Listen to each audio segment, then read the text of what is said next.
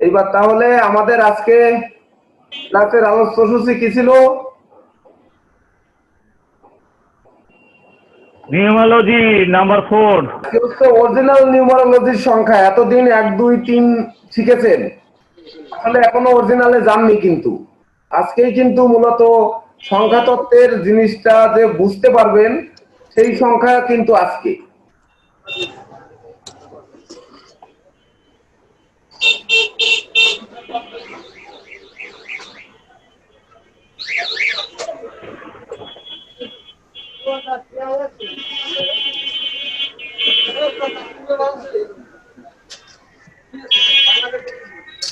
দেখা যায়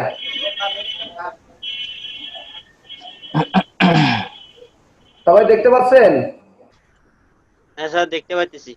আচ্ছা, এইবার দেখেন 13 আর 31 22 3 1 এখানে 4 2 যোগ 2 এখানে 4 3 যোগ 1 এখানে 4 আর এখানে তো 4 4ই আছে।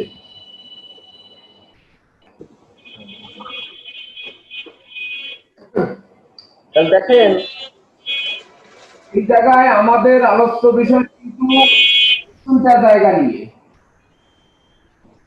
বিশেষভাবে লক্ষ্য করবেন। এই 4 সংখ্যা হচ্ছে রাহুর সংখ্যা। আপনারা সবাই তো জানেন যে রাহুর সংখ্যা 4, হ্যাঁ স্যার। তাই তো? তাহলে রাহু, আমরা যেটা পুরাণাদি গ্রন্থে পড়ি যে রাহু হচ্ছে সর্পদানবের মস্তক, অমরত্ব লাভকারী মস্তক, যে কখনো মরবে না। মানে তার দেহ নেই বা তার পেট নেই, পা নেই, হাত নেই, কোনো কিছু নেই, শুধু মস্তকটা, কিন্তু সে অমরত্ব লাভ করেছে, সে কোনোদিন মারা যাবে না। তাহলে এই রাহু অমরত্ব লাভ করেছে, আর এর গলা না থাকার কারণে রাহুর গ্রাসে চন্দ্রগ্রহণ এবং সূর্যগ্রহণ হয়। কিন্তু সেই সূর্যগ্রহণ যে পেট নেই, পেট না থাকার কারণে সেই সূর্যগ্রহণ ক্ষণস্থায়ী হয়। যদি তার পেট থাকতো তাহলে কিন্তু কুমিরে গিলে খাওয়ার মতো এই রাহু যখন গিলে খেত তখন কিন্তু আমরা তার পেটের মধ্যে যে হারিয়ে যেতাম। অর্থাৎ আমাদের ভাগ্যে কি ঘটতো, যেমন রাহুর কুপ্রভাব যদি শুরু হতো তাহলে ও কিন্তু আর জীবনে শেষ হতো না, পেটের মধ্যে নিয়ে হজম করে ফেলতো। কিন্তু রাহুর কুপ্রভাব সাময়িক আসে, সেই সাময়িকটা কিন্তু কাল বৈশাখীর ঝড়ের মতো আসে, কখনো নর্মাল ভাবে কিন্তু এই রাহুর গ্রাসটা আসে না। যেমন দেখেন সূর্যের মতো গ্রহকে বা উপগ্রহকে সে কিন্তু গিলে ফেলে, অর্থাৎ ছায়া করে ফেলে। চন্দ্রের মতো গ্রহকে মানে গিলে ফেলে। তাহলে এত বড় শক্তি বা এত বড় তার বলতে হবে যে গ্রাস, তাহলে যদি তার গ্রাসটা এত বড় ভয়ঙ্কর হয় তাহলে এর ভালো দিক কি থাকতে পারে?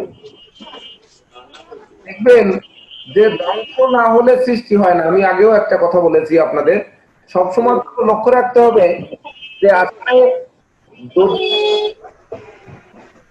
যদি জীবনে ধ্বংসই না হয় তাহলে সৃষ্টি হবে না। একটা 10 তলা বিল্ডিং কে না ভেঙে আপনি সেখানে 20 তলা করতে পারবেন না। ওই 10 তলার উপরে খুঁটো দিয়ে তার ভিত না থাকলে তাকে কিন্তু 20 তলা করা সম্ভব নয়।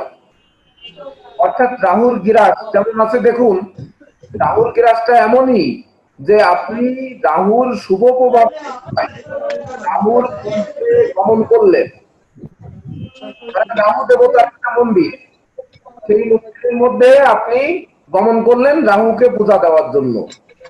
এইবার রাহুর মন্দিরে গমন করার জন্য আপনার শুনতে সবাই খুব শুনতে পাচ্ছেন? সবাই শুনতে পাচ্ছেন? জি স্যার। আচ্ছা, পাচ্ছি স্যার। দেখুন রাহুর মন্দিরে প্রবেশ করার জন্য আপনাকে কিন্তু একটি মন্ত্র পাঠ করতে হবে, যে মন্ত্রের দ্বারা রাহুর মন্দিরের দরজা খুলে যাবে। মন্ত্রটি কি? অর্ধকায়ং মহাঘোরং চন্দ্রাদিত্য বিমর্দকং সিংহিকায়া সুতং রুদ্রং তং রাহুং কোনমামহম।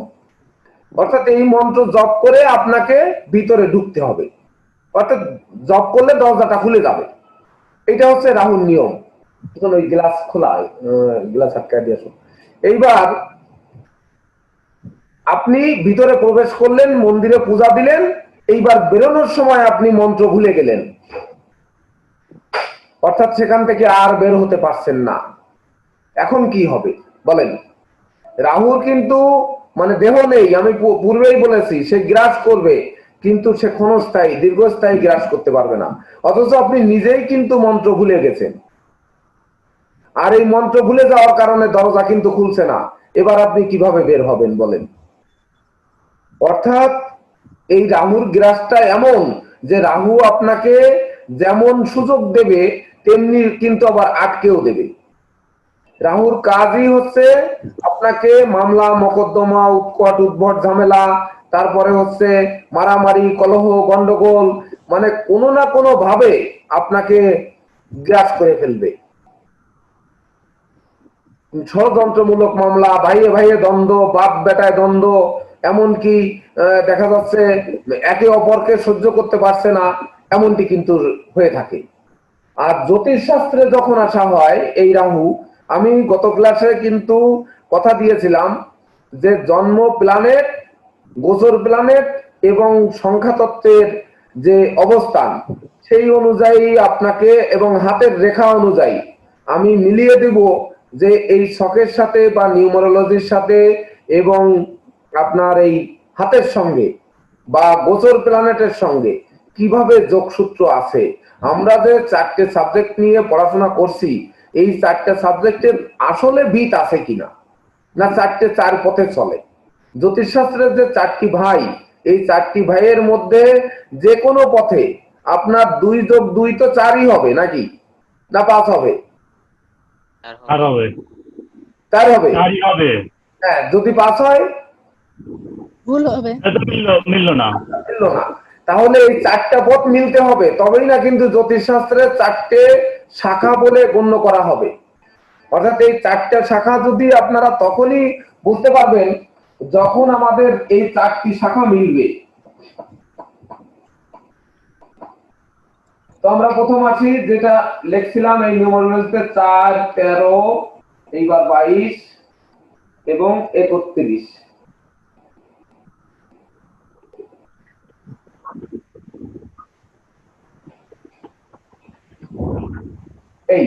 এইবার আমরা দুটি হরোস্কোপ আঁকলাম।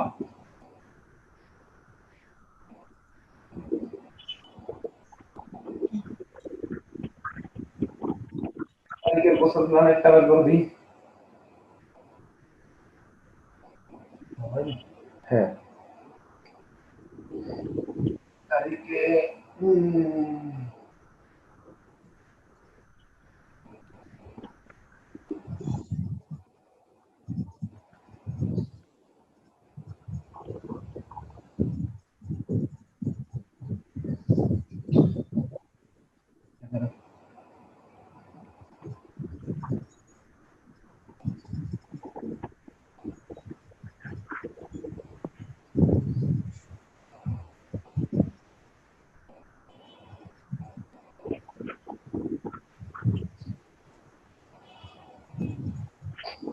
আপনার কোথায় আছে দেখো তো।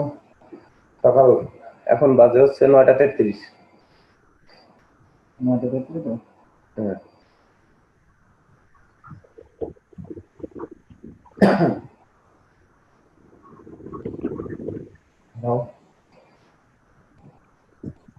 মঙ্গল ও সরি চন্দ্র এখানে,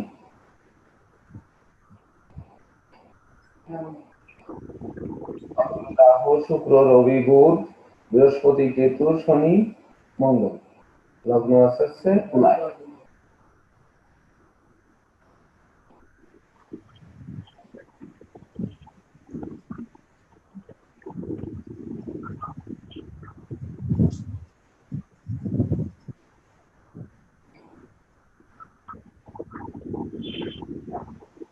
এটা হচ্ছে হোরারি অ্যাস্ট্রোলজি, মানে উপস্থিত যে ছক, এই ছকটা তো হোরারি অ্যাস্ট্রোলজি বলে নাকি? হ্যাঁ বলেন। স্যার যেটা গোচর ছক বলে, আমরা যেটা গোচর ছক বলি বা হোরারি জ্যোতিষ বলি, সেটা তো সেই সময়ের প্রশ্ন লগ্ন যেটা হবে সেটা হচ্ছে গোচর লগ্ন। অর্থাৎ এখন 9টা 33 বাজে, এখন কিন্তু তুলা লগ্ন। এই তুলা লগ্নের তৃতীয় ভাবে আছে বৃহস্পতি কেতু, 4 নাম্বার ঘরে মকরে শনি, এই দেখেন মেষে আছে মঙ্গল, মিথুনে রাহু এবং চন্দ্র একসাথে অবস্থান করছে, শুক্র আছে কর্কটে, রবি আছে সিংহে নিজ গৃহে এবং বুধ আছে কন্যা রাশিতে। এইবার আমি আপনাদের ভিতর থেকে একটা জন্ম তারিখ চাই। আমি বলি 6/5/1972। আপনার লিটন ভাই আগের দিন দিয়েছিলেন আপনার জন্ম ছক, আপনারটা বাদে। আচ্ছা দাদা আমি দেই। কে দেন। নিবেদিতা। একটা দিন বলুন, স্যার জন্ম তারিখটা বলবো নাকি কোন? তারিখটা বলেন। 18 18 11 11 1992। 1992। এর পরের সপ্তাহে কিন্তু আমি লটারি করব, সবার নাম অনুযায়ী লটারি করব, যেটা টান দিব তার জন্ম তারিখটা জানাতে হবে। আজকে শুধু সুযোগ দিলাম যে আপনাদের ভিতর থেকে একজন দেন, এরপরে কিন্তু আমি আপনাদের কাছে আর চাইবো না জন্ম তারিখ। যার লটারিতে বাঁধবে তার জন্ম তারিখ দিতে হবে, ঠিক আছে? তা ম্যাডাম আপনার জন্ম সময় কয়টায়? সকাল 6টা। সকাল 6টা।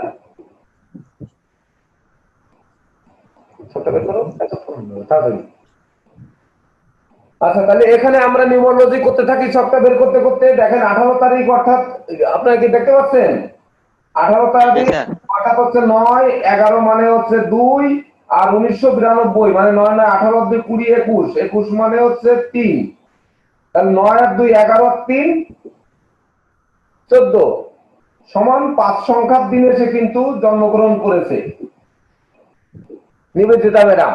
অর্থাৎ নিবেদিতা ম্যাডামের জন্ম তারিখ হচ্ছে 9, অর্থাৎ 9 সংখ্যার সে জাতক। 9 এবং 5 এই দুটি সংখ্যা কিন্তু তার জন্য কার্যকর হবে। এইবার নিবেদিতা ম্যাডামের লগ্ন হচ্ছে তুলা, তার বৃশ্চিকে আছে রবি বুধ রাহু, রবি বুধ রাহু। এইবার শুক্র আছে ধনুতে, শুক্র ধনুতে, শনি আছে মকরে,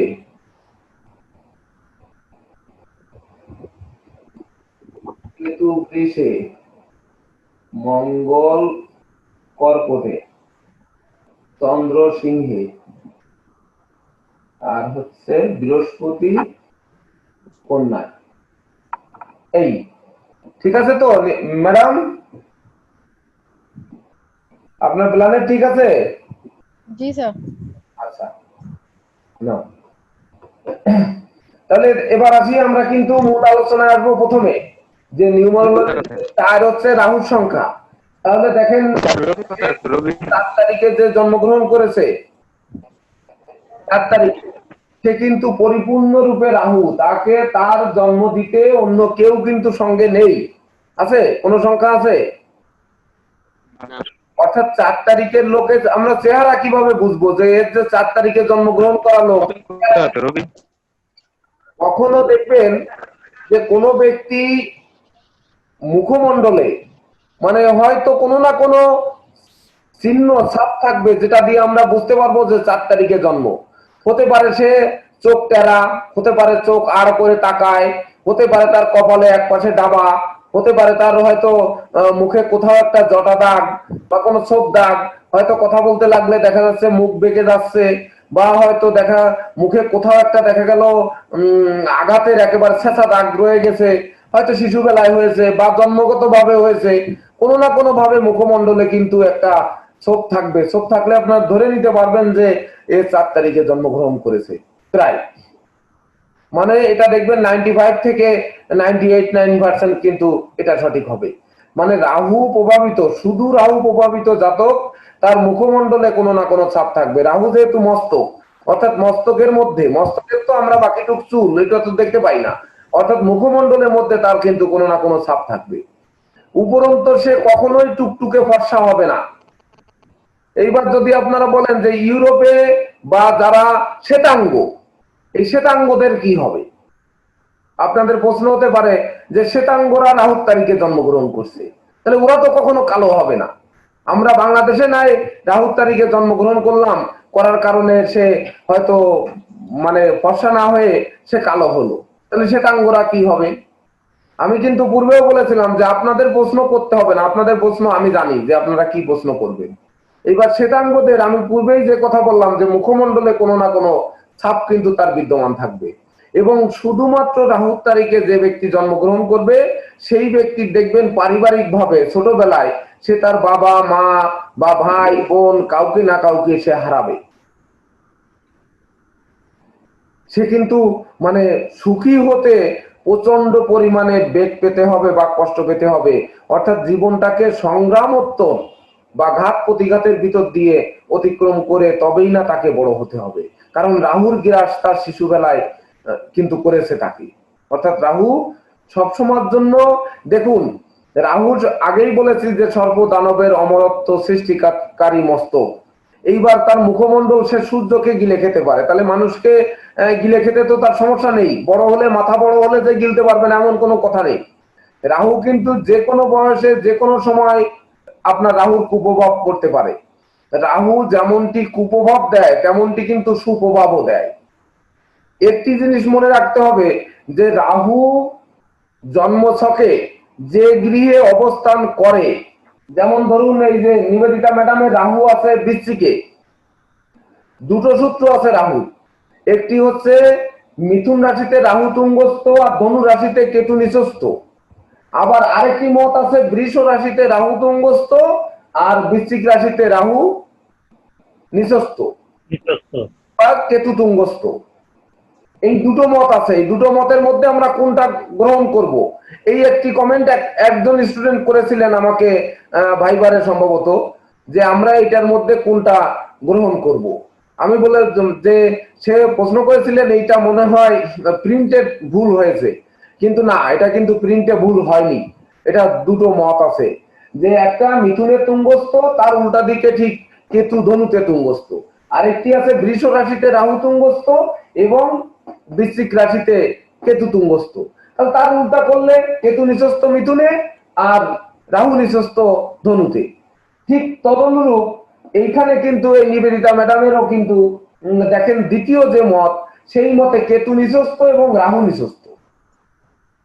আরেকটি জিনিস মনে রাখতে হবে, আপনার নোট নেন, রাহু পঞ্চম সপ্তম নবম এবং দ্বাদশে দৃষ্টি দেয়।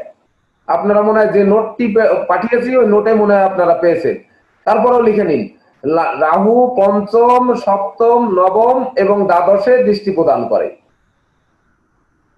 5 নাম্বার 7 নাম্বার 9 নাম্বার এবং 12 নাম্বার ঘরে দৃষ্টি দেয়।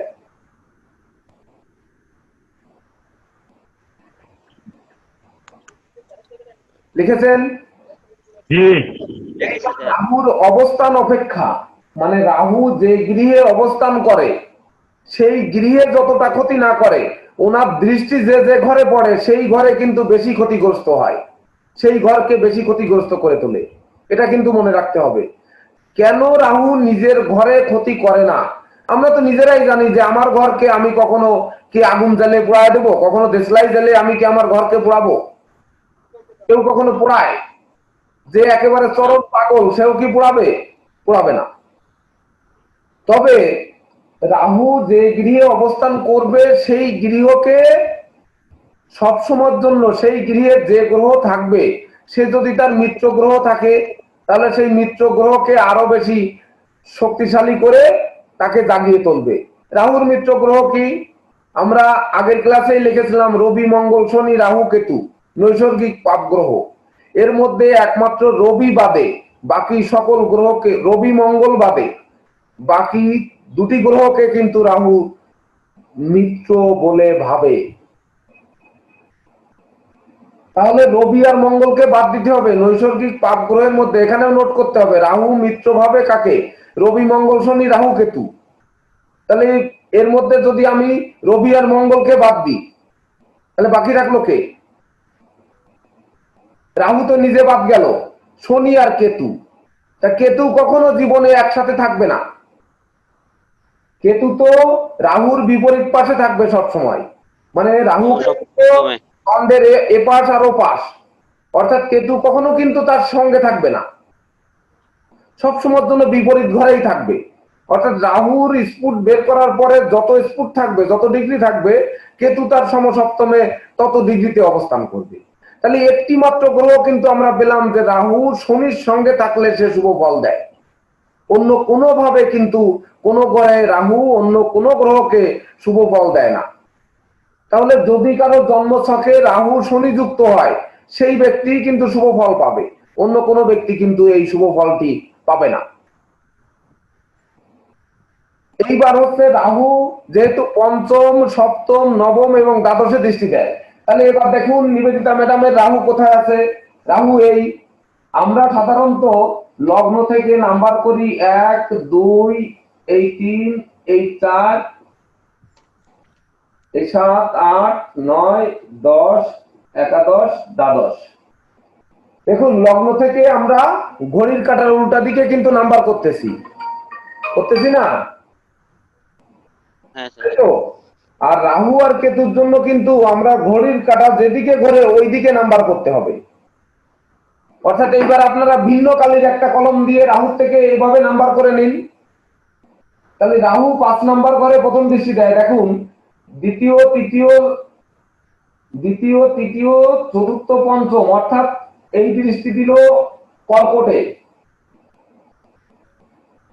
নিবেদিতা ম্যাডামের যে ছকটা আপনারা এঁকেছেন সেখানে রাহুর দৃষ্টি কিন্তু কর্কটে আছে। এইবার সপ্তমে দৃষ্টি আছে, অর্থাৎ বৃষ রাশিতে দৃষ্টি আছে, এই দৃষ্টি।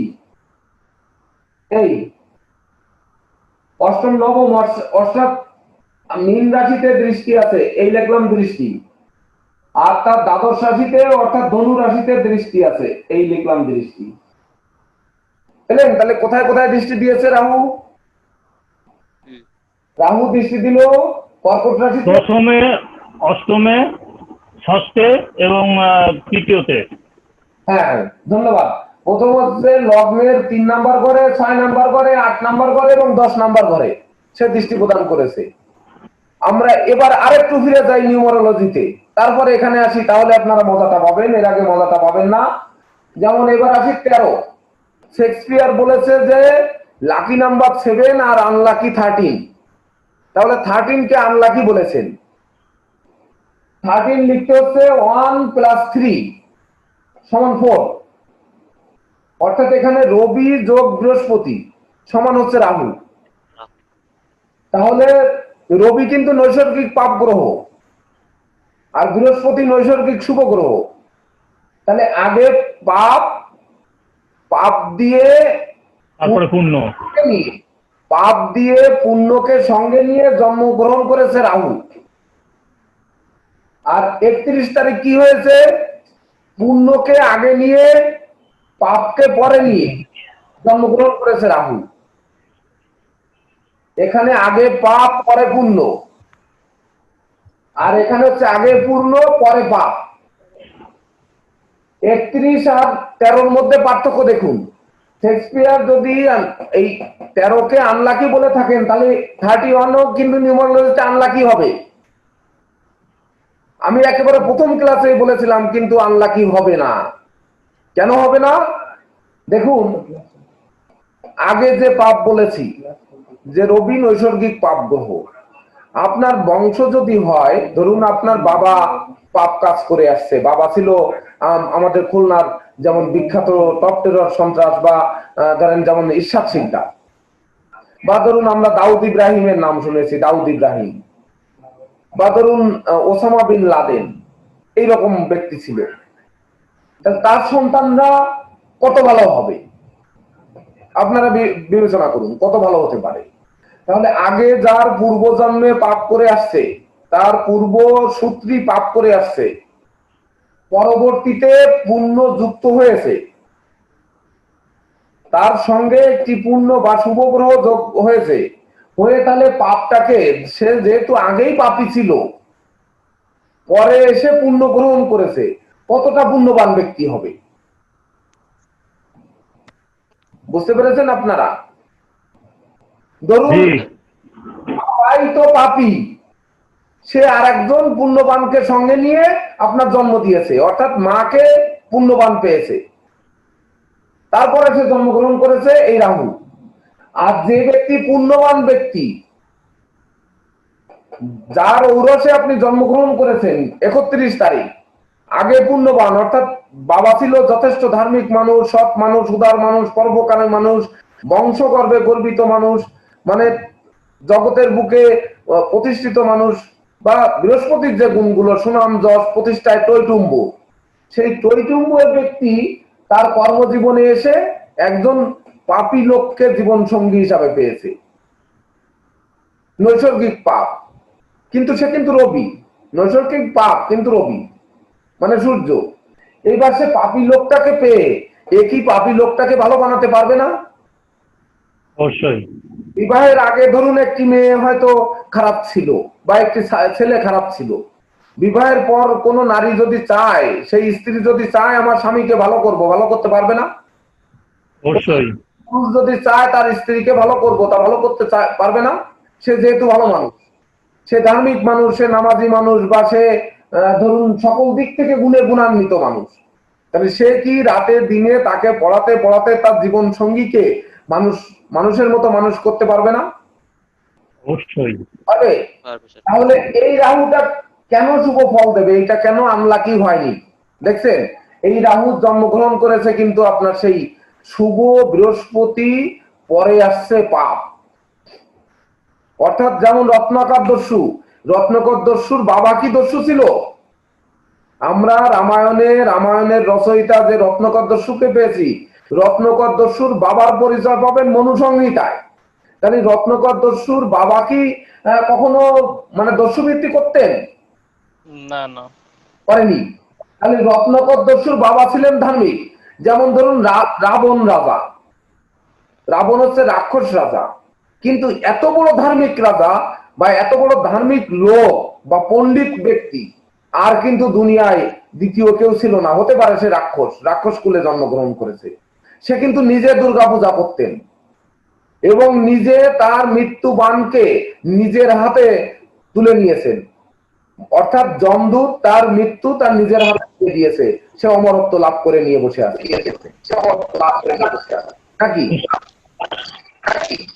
রাবণ শিব পূজাও করতো, হ্যাঁ, শিব পূজাও ভক্ত ছিল, শিব ভক্ত ছিল। আমরা জানি যে রাবণ সে নিজেকে নিজের মতো করে করে তুলতে পারতো,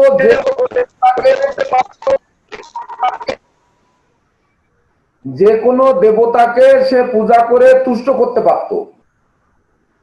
তাহলে সেই ব্যক্তি দেখেন, সেই ব্যক্তি রাবণের যে স্ত্রী মন্দোদরী,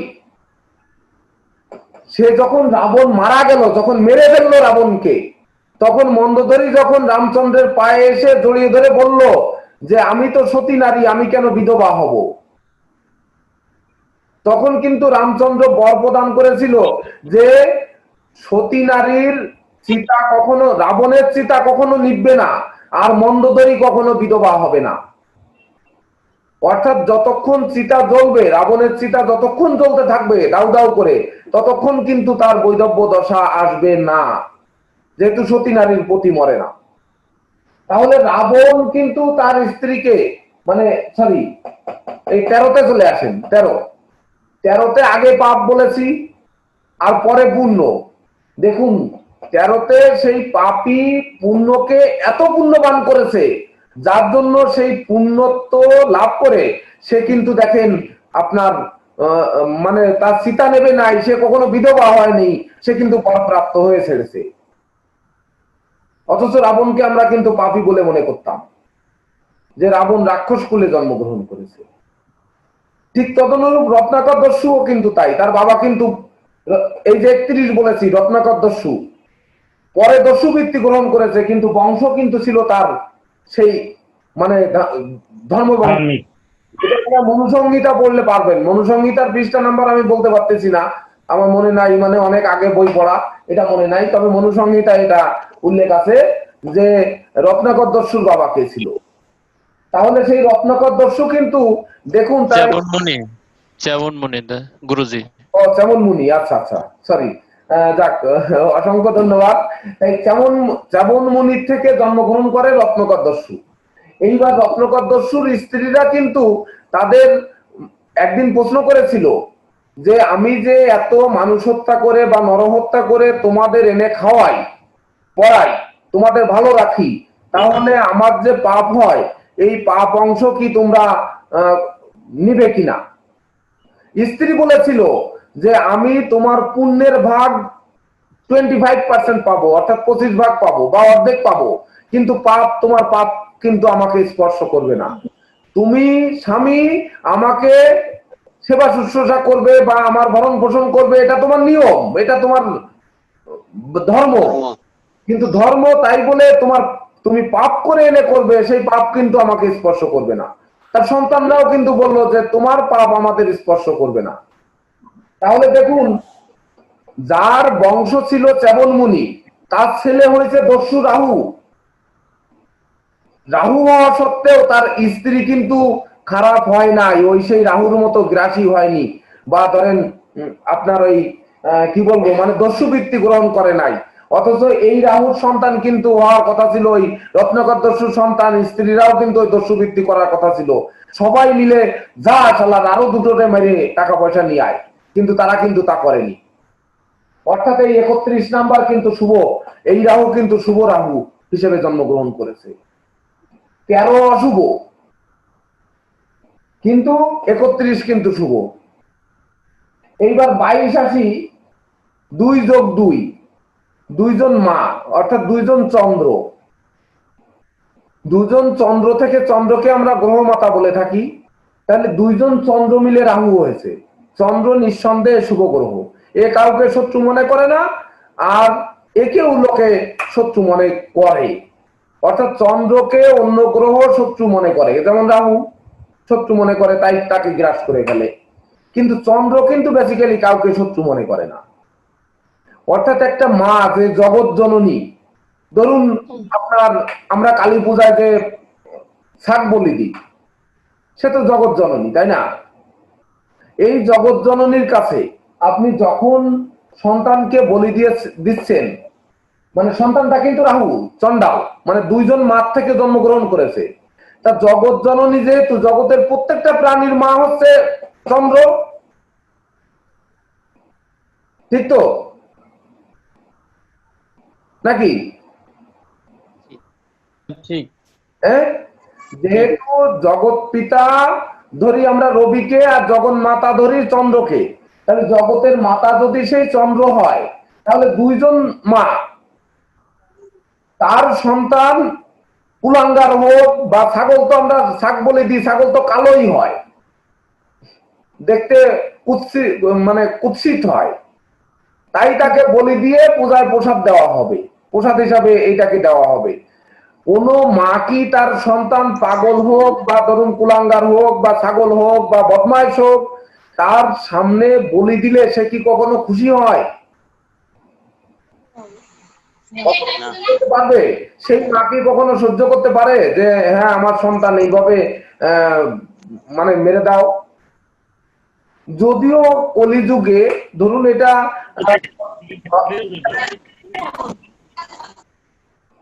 এখানে ধরুন একটু ধর্মের ব্যাপারে কথা এসে যায়, যে দেখুন কলিযুগে যদিও বলি প্রথা নেই, যেমন ধরুন সতীদাহ প্রথা, কথায় কথায় একটা এসে গেল না বলে একটু পারছি না।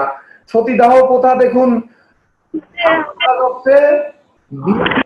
ফেরার পথে যদি স্বামী দুর্ঘটনায় মারা যায়, তাহলে ওই ব্যক্তি কিন্তু তার স্ত্রী, মানে ধরেন বয়স হয়েছে মাত্র 15 বছর বা 18 বছর বা 20 বছর, সেই দিনই তাকে সুরা পান করিয়ে অজ্ঞান করে তারপরে তাকে শ্মশানে নিয়ে জ্বালিয়ে দিয়ে পুড়িয়ে দিতে হবে। এই যে সতীদাহ প্রথা, এই প্রথা কিন্তু আপনার রামমোহন রায় যখন রাজা হন তখন কিন্তু এই সতীদাহ প্রথাকে বিলুপ্ত করে দেন। নিশ্চয় বিলুপ্ত করে ভালো করেছেন, কারণ একটা জীবনকে এইভাবে ধরে পুড়িয়ে দিতে হবে, সে বৈধব্য দশা মানে ইয়ে করেছে বিদায়, বিধবার মুখ দেখলে যাত্রা হবে না, বিধবা মানে কুলক্ষণা, এই নিয়ম নীতি যারা সৃষ্টি করেছে তারাই হচ্ছে জগতের কিন্তু এই কুলাঙ্গার।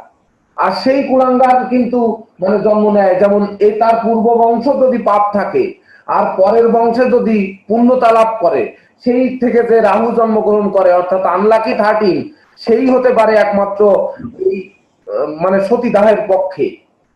কিন্তু 31 তারিখ যার বংশ আছে মানে ধরেন শুভ গ্রহ দিয়ে, যার পূর্বজন্মের বা পূর্বপুরুষরা হচ্ছে ধার্মিক মানুষ, সৎ মানুষ, উদার মানুষ, পরোপকারী মানুষ, তার সঙ্গে পাপ যুক্ত হয়ে সে কিন্তু সতীদাহ প্রথাকে উঠিয়ে দিয়েছে।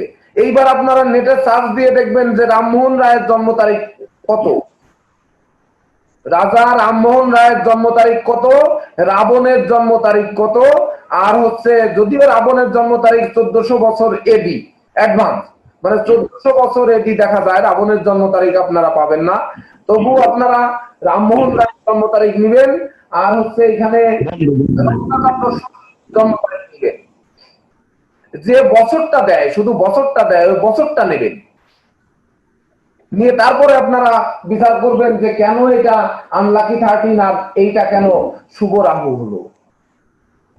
এইবার রাহু যদি শুভ হয় তাহলে আপনাকে কি দেবে? রাহু কিন্তু আকস্মিক প্রাপ্তি ঘটায়, জীবনে যেমন মামলা মোকদ্দমায় গ্রাস করায়, যেমন অর্থ সম্পদ নাশ করায়, যেমন হয়তো আপনাকে ভূমি সম্পত্তি বিনষ্ট করায়, তেমনি দুর্ঘটনা, রক্তপাতে কাটা ছেঁড়া বা বহু রকম হাত পা ভাঙ্গা নুলো এইরকম করায়, সেমনি সে কিন্তু আবার স্বসাগর ধরনের অধিপতিও বানায়। অর্থাৎ যখন দেবে রাহু তখন কিন্তু ছাপ্পর মেরে দেবে, মানে মন খুলে দেবে, আর যখন নেবে তখনও ঠিক মনের মতো নেওয়া নেবে। আপনার যদি পকেট মার হয় তা কখনো লাখ টাকার নিচে পকেট মার হবে না, রাহুর কুপ্রভাব যদি পড়ে।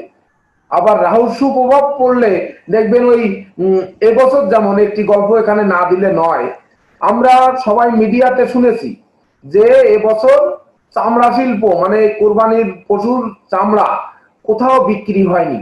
আপনারা মনে হয় প্রত্যেকে টিভিতে পেপারে দেখেছেন যে একটি চামড়াও বিক্রি হয়নি, দেখেছেন তো?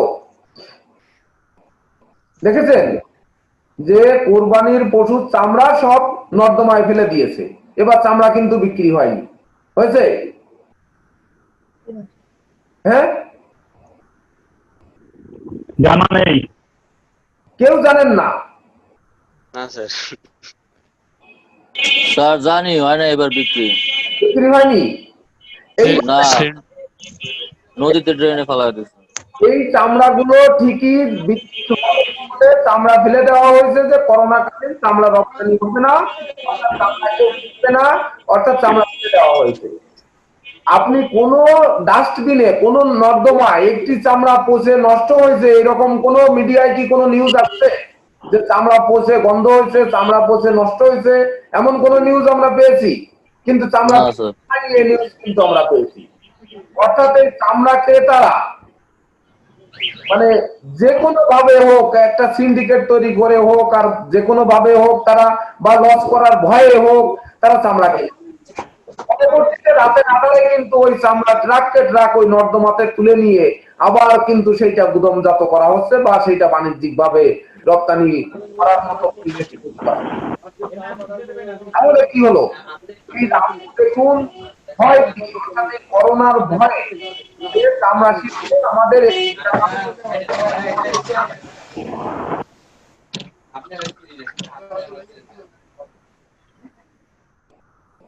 এই হ্যাঁ আপনার অফ করেন।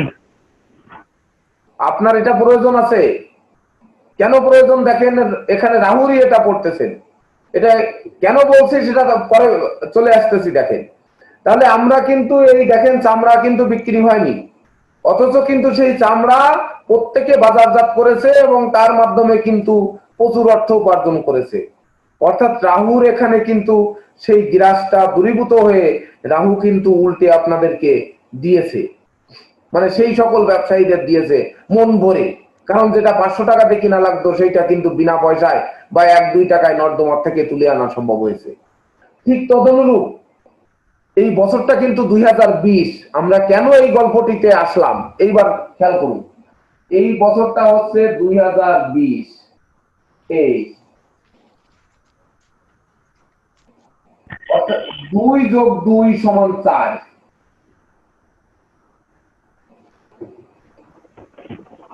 রাহুর বছর। রাহুর বছর। তাহলে রাহু কাউকে কাউকে দেখুন বর্তমান বছরে কিন্তু একমাত্র ঔষধ ব্যবসায়ী, মুদি ব্যবসায়ী ছাড়া আর কেউ ভালো আছে বলে আমার মনে হয় না।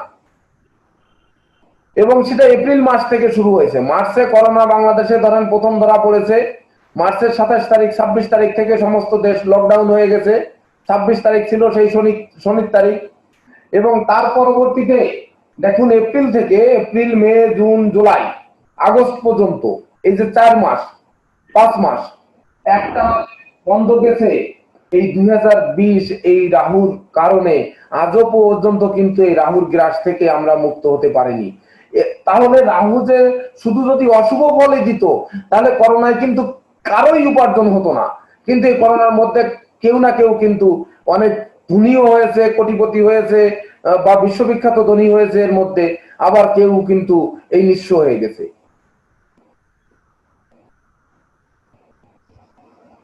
বুঝতে পেরেছেন এবার কেন কেন আমি বিনা প্রয়োজনে একটি কথা বলবো না আপনাদের ক্লাসে? একটি কথা আমার বিনা প্রয়োজনে আমি বলবো না। আপনি যে বললেন যে ক্লাসে যান, এই আলোচনা বাদ দেন, আমি বিনা প্রয়োজনে কোনো কথা বলবো না। এবার আসি আমরা প্ল্যানেটে। দেখুন নিবেদিতা ম্যাডামের লগ্ন তুলা। আজকের তারিখে আমরা রাহু নিয়ে আলোচনা করতেছি। আজকের তারিখটি কত?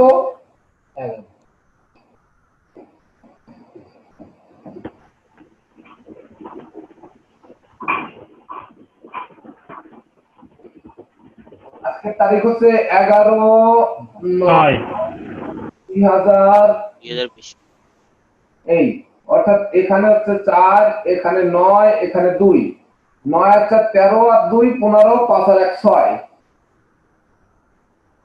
6 আর 2 অর্থাৎ চন্দ্র আর শুক্র আজকের তারিখটায়। তাহলে চন্দ্র কি দেবে? চন্দ্র আপনাকে পরিবর্তনতা করাবে। চন্দ্রের যে দিকগুলো হচ্ছে চঞ্চলতা, পরিবর্তনশীলতা, তারপরে হচ্ছে আপনার ধরেন যেমন জোয়ার ভাটা। চন্দ্র সবসময়ের জন্য কখনো প্লাস করবে কখনো মাইনাস করবে। 15 দিনে সে মাসে একবার আপনার জীবনে আপস এন্ড ডাউন করবে। আর 6 হচ্ছে শুক্র। শুক্র প্রেমের দেবতা বা দৈত্য কুলগুরু। সে দেবে সুখ, শান্তি, ধন, ঐশ্বর্য, এমনকি ঐশ্বর্যকে ধরে রাখার ক্ষমতা।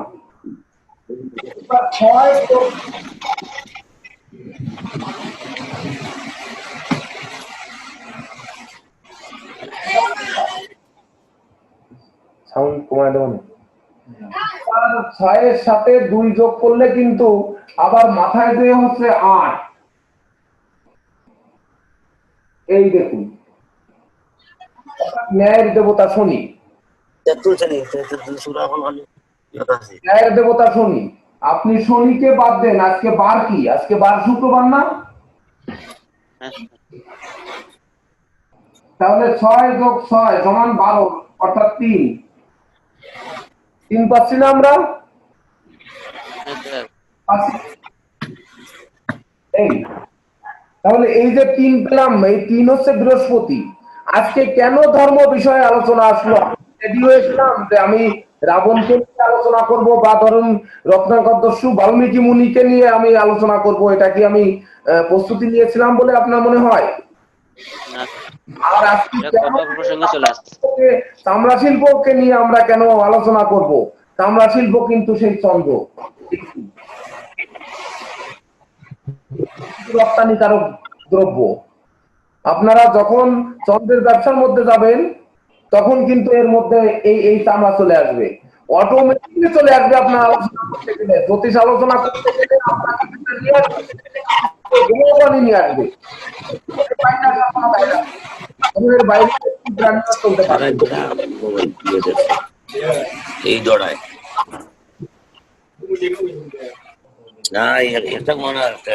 এই যে কে আপনি করেন, আপনার স্পিকার অফ করেন, বাইরে সাউন্ড আসতেছে আপনার। ঠিক আছে। আমি তো চেয়েছিলাম আমার ক্লাসে কাউকে আনমিউট করব না, যে সবাই যাতে কথা বলতে পারেন, কিন্তু আপনাদের ওইখান থেকে সাউন্ড আসতেছে, সেই সাউন্ডটাই কিন্তু এখানে রিপ্লাই হচ্ছে, যার জন্য বন্ধ দিতে হচ্ছে। তা আমরা বলছি যে আমরা গ্রহ নক্ষত্রের বাইরে কিন্তু কেউ নই, আলোচনা এমনিই চলে আসবে। দেখুন আজকের দিনে কেন নিবেদিতা ম্যাডামের জন্ম তারিখটা দিবে? জন্ম তারিখটায় রয়েছে 18/8/19 অর্থাৎ মঙ্গল। আর সবশেষে যোগ করলে আসছে বুধ। আজকে তারিখ সংখ্যা আছে কত? 3।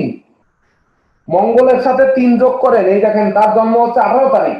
18 যোগ 3 মানে 9 যোগ 3 সমান 9 আর 3 12 মানে 3, বৃহস্পতি। সে তার জন্য আজকের দিনটি কিন্তু শুভ। সে কিন্তু আজকে অনেক কিছু পাবে, বা আজকে ক্লাস তার জন্য স্মরণীয় হয়ে থাকবে। আর এই 3ই বৃহস্পতি। বৃহস্পতি হচ্ছে আপনাকে এই ধর্ম বিষয়ক আলোচনা করাতে বা ওই দিকে নিয়ে যেতে সক্ষম করেছে। এবার আসি, দেখুন তার লগ্নটি তুলা। তুলা লগ্নের অধিপতিকে শুক্র। শুক্র লগ্নপতি এবং অষ্টমপতি। এই লগ্নপতি এবং অষ্টমপতি শুক্র সে বসে আছে তৃতীয় ভাবে, 3 নাম্বার ঘরে। 3 নাম্বার ঘরের অধিপতিকে, 3 নাম্বার ঘরের অধিপতি বৃহস্পতি। বৃহস্পতি ধনভাবে বসে আছে রবি বুধ ও না, বৃহস্পতি বসে আছে দ্বাদশ ভাবে। 3 নাম্বার ঘরের অধিপতি 12 নাম্বার ঘরে বসে আছে। ছকের দিকে খেয়াল করেন এবার। তাহলে কি হলো? লগ্নপতি আর অষ্টমপতি। লগ্ন থেকে দেহ মন বিচার করা হয়, অষ্টম থেকে নিধন বিচার করা হয়। তাহলে নিধনপতি এবং লগ্নপতি সে 3 নাম্বার ঘরে বসে আছে। তাহলে মন মানসিকতা থাকবে সবসময় তার ভাই বোন আত্মীয় পরিজন মানে পিতৃকুল নিয়ে বেশি তার চিন্তা চেতনা থাকার কথা। আবার 3 নাম্বার ঘরের অধিপতি এবং 6 নাম্বার ঘরের অধিপতি বৃহস্পতি যেহেতু 12 নাম্বার ঘরে আছে, ব্যয়ের ঘরে, অর্থাৎ মার জন্য বা মায়ের জন্য, ভাই বোনের জন্য বা সন্তান সন্ততির জন্য, সরি সন্তান সন্ততি নয় এখানে, মানে ভাই বোন বাবা মায়ের জন্য তার উপার্জিত অর্থ ব্যয় হওয়ার সম্ভাবনাও কিন্তু অনেকাংশে বেশি।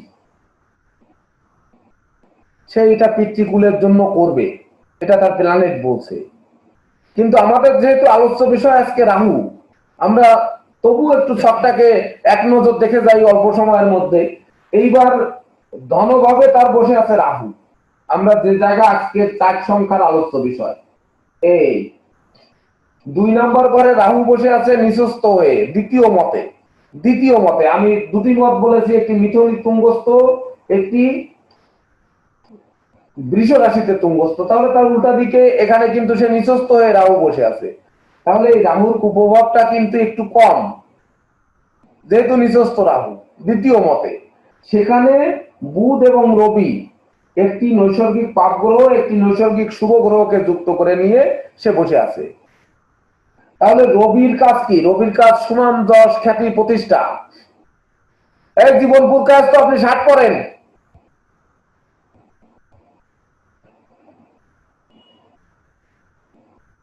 সরে যান, আগে সরে যান, 60 করে তারপরে আসেন। আচ্ছা, এখানে তাহলে দেখুন এই রাহু নিচস্থ, সে পাপ গ্রহ আছে রবি এবং শুভ গ্রহ আছে বুধ।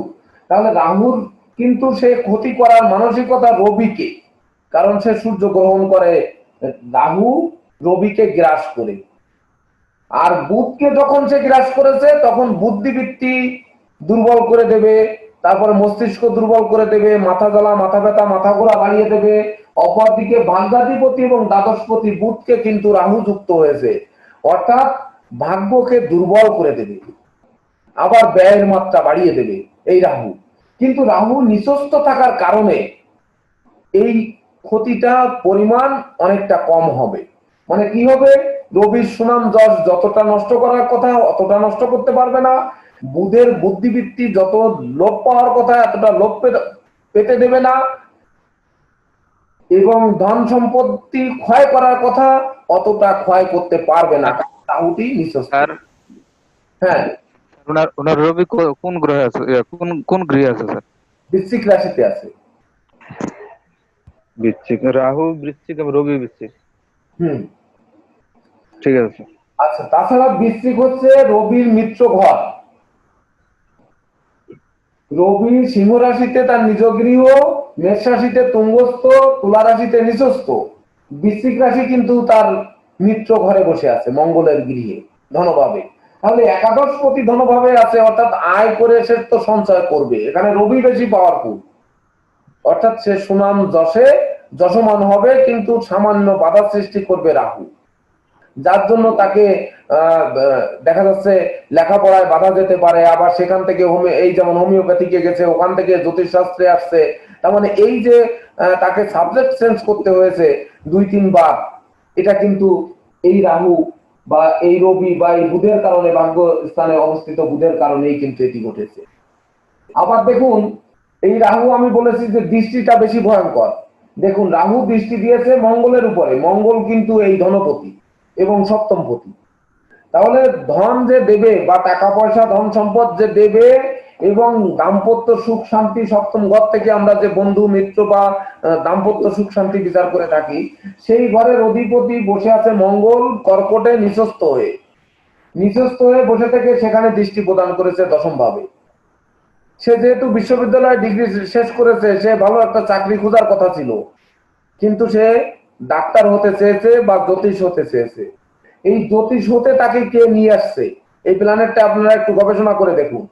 এখানে দেখুন, শনি হচ্ছে তার বিদ্যাপতি, চতুর্থ এবং পঞ্চমপতি শনি, সে নিজ গৃহে বসে আছে। এই শনি এত বড় শক্তিশালী, দেখুন বিদ্যাপতি, ন্যায়ের দেবতা, সে চতুর্থ ভাবে বসে আছে। সে শুধু জ্যোতিষ শিখবে না, সে একসময় জ্যোতিষ শিখাবে, বন্ধু বান্ধব আত্মীয় পরিজনদের জ্যোতিষ শিখাবে। সে শুধু শিখবে না, উপরন্ত পঞ্চমপতি যেহেতু শনি, সেহেতু তার উত্তরাধিকার সূত্রে এটা তার পাওয়া জ্যোতিষ। যেমন হচ্ছে 31 আমরা যে 31 যেটা দেখলাম, যে উত্তরাধিকার সূত্রে তার বা বংশগত ভাবে সে জ্যোতিষ শাস্ত্র প্রাপ্ত হবে, বা বংশগত ভাবে যেমন আমরা ওই ব্যাখ্যা করলাম যে রাবণ হলেও, রত্নাকর দস্যু হলেও তার বাবা ছিল চ্যাবন মুনি। অর্থাৎ ইনার বংশে কেউ কিন্তু উচ্চতর নামজাদা জ্যোতিষ থাকার কথা, বা বংশগত ভাবে ওনার এই সাবজেক্টে আসার কথা, টেনে নিয়ে আসছে ওনাকে এই বংশই। এইবার আছেন, সেটা পিতৃকুলের বংশ বলতে পিতৃকুলের। নারীদের কিন্তু বিবাহের পর শ্বশুরকুল চলে যায়, কিন্তু পঞ্চম থেকে যেহেতু পিতা বিচার করা হয়, আর চতুর্থ থেকে মা বিচার করা হয়, চতুর্থ আর পঞ্চম পতি চতুর্থে আছে যেহেতু, পিতৃকুল থেকে তাকে টেনে নিয়ে আসবে এই জ্যোতিষ শাস্ত্রে। এইবার আসি, পরবর্তী দৃষ্টি দিয়েছে অষ্টম ভাবে, অষ্টম থেকে নিধন, আর অষ্টম পতি শুক্র তৃতীয় ভাবে। আমি পূর্বেই বলেছি যে ভাই বোনকে টানতে টানতে বা পিতৃকুলকে তাকে প্রচুর সহযোগিতা করতে হবে, যার জন্য কিন্তু তাকে প্রচুর অর্থ ব্যয় করতে হবে। আর এই অষ্টমে কেতু, অষ্টম স্থানে যে নিঃস্বস্থ কেতু, এই একটি শুভ যোগ সে পেয়েছে, যে কেতুটি নিধন স্থানে কিন্তু নিঃস্বস্থ। এই কেতু নিধন স্থানে যদি তুঙ্গস্থ হতো, তাহলে ধরুন ওই যে আমি হাটে গেছি, বাবা আমি হাটে আসছি বলে, বেশ ভালো করছো, 4 আনা পয়সা পাইছি, আরো ভালো করছো, তাহলে সেটা হারিয়ে গেছে, আরো ভালো হয়েছে। অর্থাৎ সে হাটে গেল, 4 আনা পয়সা পেল, আবার হারিয়েও গেল, তার মানে আবার কিন্তু সেই শূন্য। লাভটা হলো হাটে গেল, আর হাটটা দেখে বা বাজারটা দেখে বাড়ি দিল, এটাই হলো কিন্তু লাভ। আর কোনো লাভ কিন্তু তার এখানে নেই। এই অষ্টমে কেতু নিধন স্থানে যেহেতু নিঃস্বস্থ, এ তাকে নিধন, এই 4 আনা পয়সা পেয়ে 4 আনাই চলে যাবে, এটা জীবনে কখনো ঘটবে না তার। অর্থাৎ জীবনে যদি কখনো কিছু হারায়, সে যদি কোনো কিছুকে হারায়, তাও কিছুটা হলেও রেখে যাবে। যেমন এখানে আপনারা তো বললেনই যে গল্প দেওয়া যাবে না, ভিন্ন দিকে যাবে না, তাহলে শুধু পড়াতেই হবে। তাহলে পড়াতে হলে আমি ওই গল্পের দিকে আর যাচ্ছি না, এখানে গল্প মনে পড়ে গেছিল। আপনি গল্প একটা হচ্ছে, এটা মানে পার্ট অফ এডুকেশন, এটা শিক্ষার একটি অংশ। আমি লিটন জয়দাদাকে এই ধরনের কথা বলার জন্য খুব দুঃখিত, আমি খুব কষ্ট পেয়েছি, কারণ আমরা জানি আমাদের গুরুজি প্রয়োজন ব্যতিরিক্ত কোনো কথা বলে না, এই জন্য তাকে মৌন থাকার জন্য দিব না, আজকের গল্পটি দিব না। যাই হোক, তবু দেখুন এখানে অষ্টম স্থানে কিন্তু তাকে কখনো জীবনে শূন্য করবে না, অর্থাৎ একটি টাকার জন্য হাউতাশ করে বেড়াতে হবে না কখনো, বা এই অষ্টমে কেতু তাকে দুর্ঘটনা, পঙ্গু বা পঙ্গুত্ব বরণ করে কখনো রাখবে না। জীবনে সে কিন্তু শুধু উঠতেই থাকবে, তাতে এ ব্যাপারে কোনো দ্বিমত নেই। আরেকটি জিনিস আছে, যে যেহেতু দশমে মঙ্গল নিঃস্বস্থ এবং শনি মহারাজ নিজ গৃহে থেকে দৃষ্টি প্রদান করেছে, এই মঙ্গলটি কিন্তু দুর্বল। আর মঙ্গল হচ্ছে তার ধনপতি এবং সপ্তমপতি, অর্থাৎ এইখানে দেখা যাচ্ছে কোনো একটা সময় এমন হতে পারে যে তার হয়তো হাজবেন্ডের জন্য প্রচুর অর্থ ব্যয় হতে পারে, হাজবেন্ডের শরীর স্বাস্থ্য নিয়ে দুশ্চিন্তার কারণ হতে পারে, মনোবেদনা মনোকষ্ট ভোগ করতে হতে পারে, এমনটি কিন্তু তার জীবনে আসতে পারে। যদিও না আসুক, আমরা এটা চাই যে এটা শনির দৃষ্টি এবং রাহুর দৃষ্টি, দুটো দৃষ্টিই পড়েছে মঙ্গলের উপরে। বা এমন হতে পারে উনি কোনো সম্পত্তি ক্রয় করেছেন, সেই সম্পত্তি ক্রয়কৃত সম্পত্তি শত্রু কর্তৃক আত্মসাৎ হচ্ছে বা শত্রু কর্তৃক গ্রাস হচ্ছে, এমনটি কিন্তু ঘটে যেতে পারে। যাই হোক, সব নিয়ে বেশি আলোচনা আর করছি না, এবার আমরা গোচর প্ল্যানেটে চলে যাব। আপনারা কিছুটা কিন্তু দেখেন, এই রাহু আজকের তারিখের যে রাহুর সাথে বৃহস্পতির যোগসূত্র, আর এখানে বৃহস্পতি আছে কিন্তু দ্বাদশ ভাবে, সে তৃতীয় এবং ষষ্ঠপতি। আজকের তারিখে আছে বৃহস্পতি, আমরা আলোচনা করতেছি রাহু মানে গুপ্ত।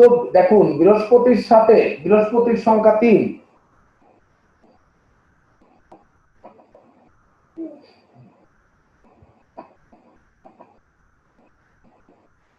এই হচ্ছে বৃহস্পতির সংখ্যা 3।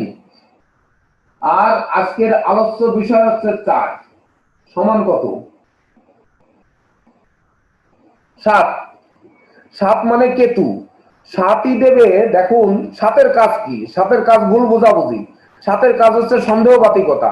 7-এর কাজ হচ্ছে শুরু ভালো শেষ ভালো না। 7-এর কাজ হচ্ছে উচ্চস্থান থেকে পতন, কলহ, গন্ডগোল, মারামারি, এগুলো করা, মানে উপর থেকে নিচেই পড়বে। 7-এর কাজ হচ্ছে ভালো ডাক্তার রুগী হবে না, ভালো ইঞ্জিনিয়ার প্ল্যান হবে না, ভালো মিস্ত্রি কাজ হবে না, ভালো দোকান খরিদ্দার হবে না। এটা সবচেয়ে বড় যে ব্যাপারটা, সেটা হচ্ছে 7 মানুষকে ভুল বোঝাবে, সন্দেহ করাবে। যেমনটি এত বড় বৃহস্পতি আজকের তারিখের মধ্যে রয়ে গেছে বৃহস্পতি। আজকে আলোচনা করতেছি রাহু, অর্থাৎ সর্বগ্রাসী গ্রহ রাহু, কিন্তু আজকের তারিখে কিন্তু শুভ রাহু, কারণ রাহু মিলে গিয়ে বৃহস্পতি হয়েছে। রাহুর আলোচনা করছি, তার ভিতরে কেতু। তাই কেতু থাকার কারণে ভুল বোঝাবুঝি হবেই, এটা হবে, এটা এড়াতে পারবো না। আমরা পারিনি, আবারও পারবো না। দেখেন, এইবার গোচর প্ল্যানেটে আসেন। আজকের যে প্ল্যানেটটা নিয়ে আমরা যে সময় ক্লাস শুরু করেছি, 9টা কত 33 মিনিট, 9টা কত মিনিটে 9:30 আমরা যে প্ল্যানেটটা বের করেছি, সেটাও দেখেন তুলা লগ্ন। দেখুন, আজকের গোচর প্ল্যানেটে তুলা লগ্ন।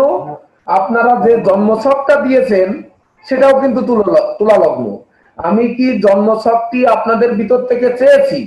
আগামী সপ্তাহে বুঝতে পারবেন, যখন আমি লটারি ধরবো, যে লটারি ধরে একজনের জন্ম তারিখ আমি যখন বের করব, তাও লগ্নের কানেক্টের সাথে যদি গোচর কানেক্ট এবং মানে জন্ম কানেক্ট এবং নিউমারোলজি মেলে, তাহলে আপনারা তখনই বুঝতে সক্ষম হবেন যে হ্যাঁ, জ্যোতিষশাস্ত্রের এই 4 ভাইয়ের মধ্যে কারো কোনো মানে দ্বন্দ্ব নেই, সবাই কিন্তু একদিকে আছে।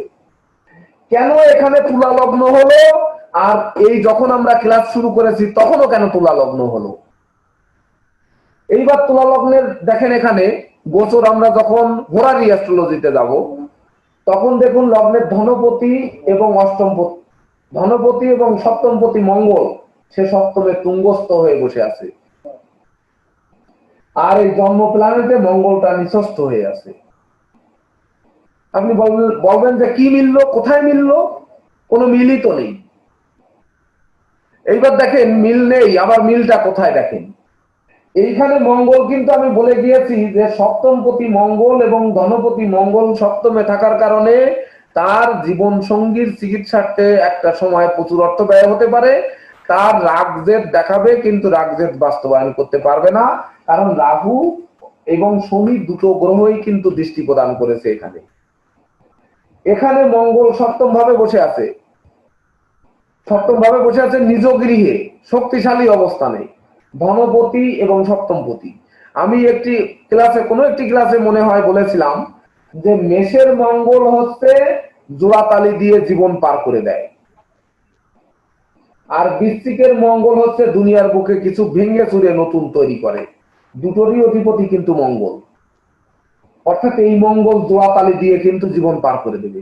যেমনটি এই যে নিবেদিতা দিদি বা নিবেদিতা ম্যাডাম, উনি যেমন জীবনটাকে দেখুন, উনি বিশ্ববিদ্যালয় ডিগ্রি শেষ করে ভালো চাকরি করার কথা করে নাই।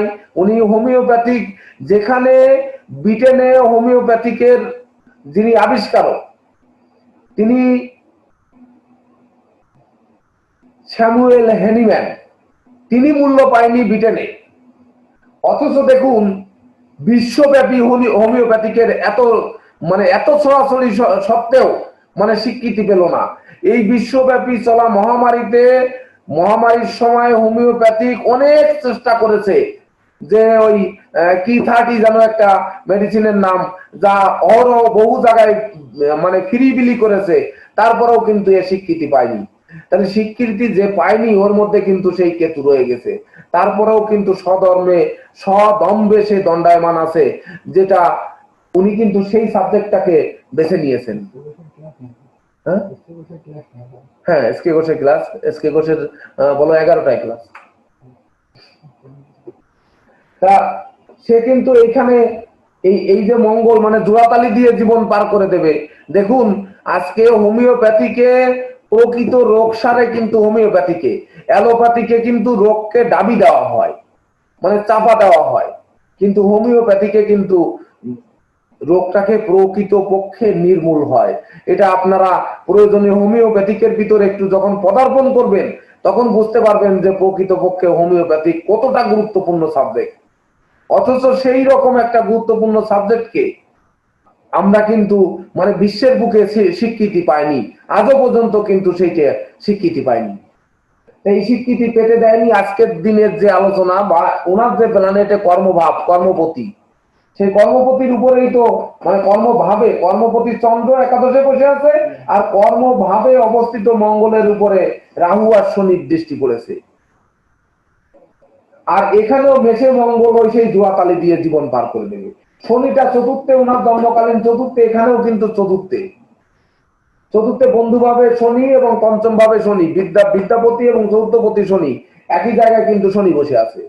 অর্থাৎ শনি তাকে এই জ্যোতিষ জগতে, বললাম তো, নিবেদিতা ম্যাডাম জ্যোতিষ শুধু শিখবে না, এক সময় সে জ্যোতিষ শিখাবে। যদি আমি কেসিপাল বেঁচে থাকি, আপনারা বেঁচে থাকেন, তো একসময় দেখতে পাবেন যে সে মস্ত বড় জ্যোতিষ হয়েছে, এবং সে এক সময় শিখাবে। এটা আমার আজকের প্রেডিকশন থাকলো। তারপরে দেখেন তৃতীয় ভাবে কেতু বৃহস্পতি বসে আছে, আর এখানে লগ্নপতি আর অষ্টমপতি শুক্র তৃতীয় ভাবে বসে আছে। তা তৃতীয় কেতু আর তৃতীয় বৃহস্পতি নিজ গৃহে বসে আছে, ষষ্ঠপতি এবং তৃতীয় পতি। তাহলে ভাই বোনরা যথেষ্ট প্রতিষ্ঠিত থাকবে।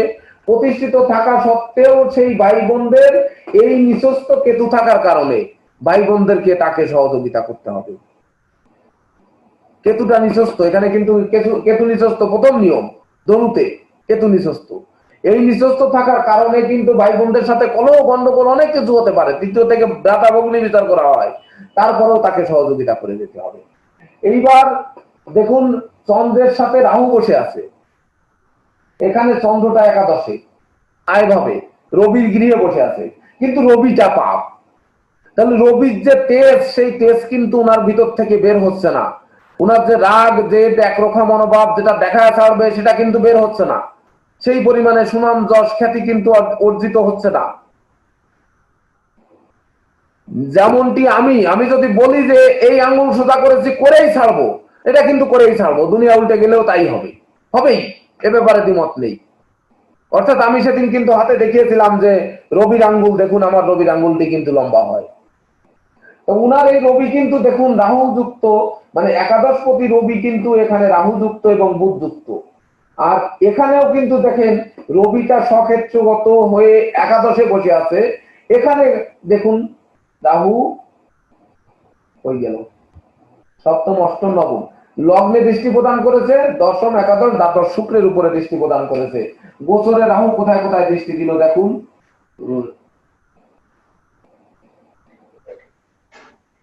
5 নাম্বার ঘরে এই দৃষ্টি দিল, 3 নাম্বার ঘরে, 9 নাম্বার ঘরে দৃষ্টি দিল, এইবার শুক্রের উপরে 10 নাম্বার ঘরে দৃষ্টি দিল।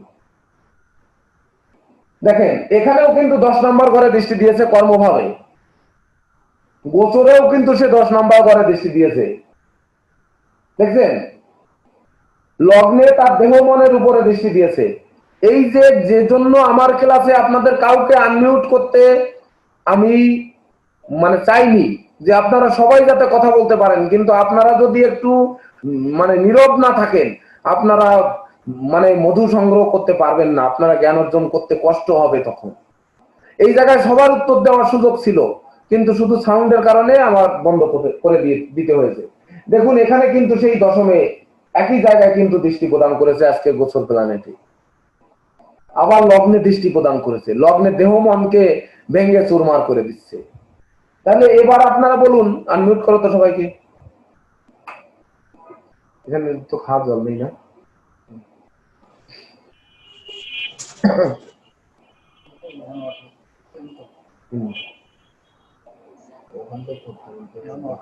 আচ্ছা, এবার আপনারা বলুন, দেখেন এই প্ল্যানেটের সাথে এই প্ল্যানেট কতটা মিল আছে,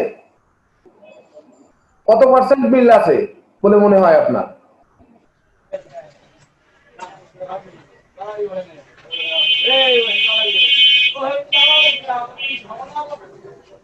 আপনারা শুনতে পাচ্ছেন?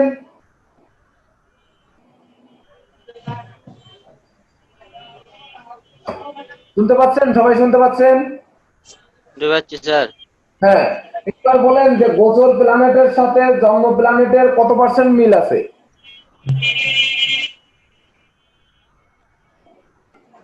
প্রায় 60% স্যার।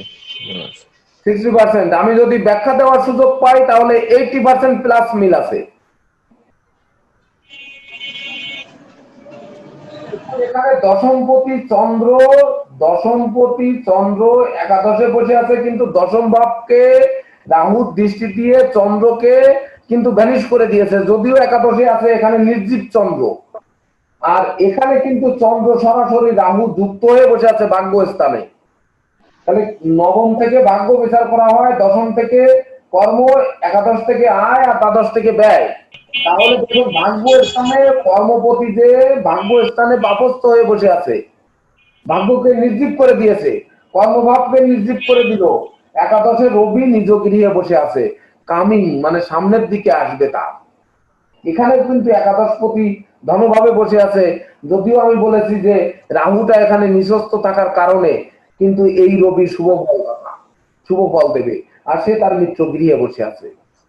শুধু নবম ঘর, দশম ঘর, একাদশ ঘর, এই তিনটে ঘর দেখলেই বোঝা যাবে যে সে 85% প্লাস সে কিন্তু একই রকম মিল আছে।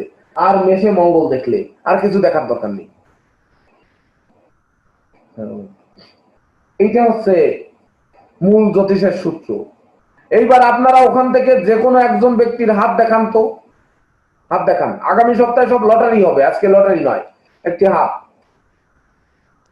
রিপন সরকার, কিন্তু হাতটা পরিপূর্ণরূপে দেখা যাচ্ছে না, একটু ভালো করে দেখানোর সুযোগ কি আছে?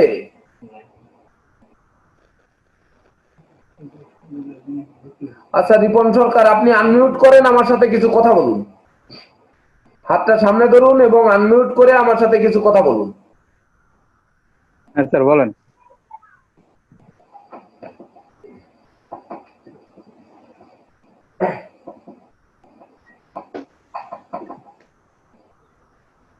আপনাদের কিন্তু এই শখে যে আলোচনা করেছে এটা কিন্তু মনে রাখতে হবে, কিছুটা হলেও মনে রাখতে হবে এখন এই হাতের ব্যাপারে বোঝার জন্য।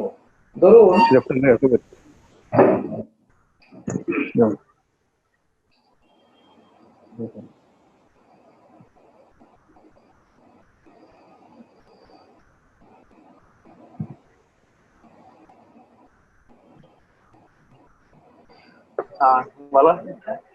ধরেন একটি হাত, এইবার রিপন সরকার কই? রিপন সরকার কই? হ্যাঁ স্যার আছে স্যার। আছেন? এইবার আপনার করুন, ক্যামেরার সামনে ধরুন। জি স্যার দোষী। হ্যাঁ রিপন সরকার, আরেকটু আঙ্গুলের মাথাটা যেন দেখতে পাই, আঙ্গুলের মাথাটা যেন আমি দেখতে পাই। হ্যাঁ হ্যাঁ, ধরেন আপনার বৃহস্পতির আঙ্গুলটি কিন্তু এই দিকে বাঁকা, বৃহস্পতির আঙ্গুলটি এইদিকে বাঁকা, শনির আঙ্গুলটি কিন্তু এইদিকে বাঁকা, রবির আঙ্গুল স্ট্রেট,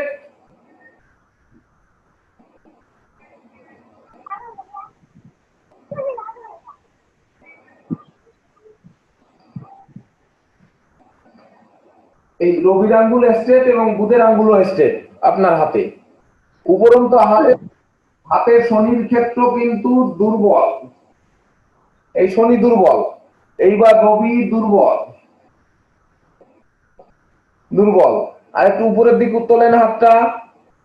রাহু, রাহু শক্তিশালী, রাহু ভালো অবস্থানে। বুধটা কিন্তু দুর্বল।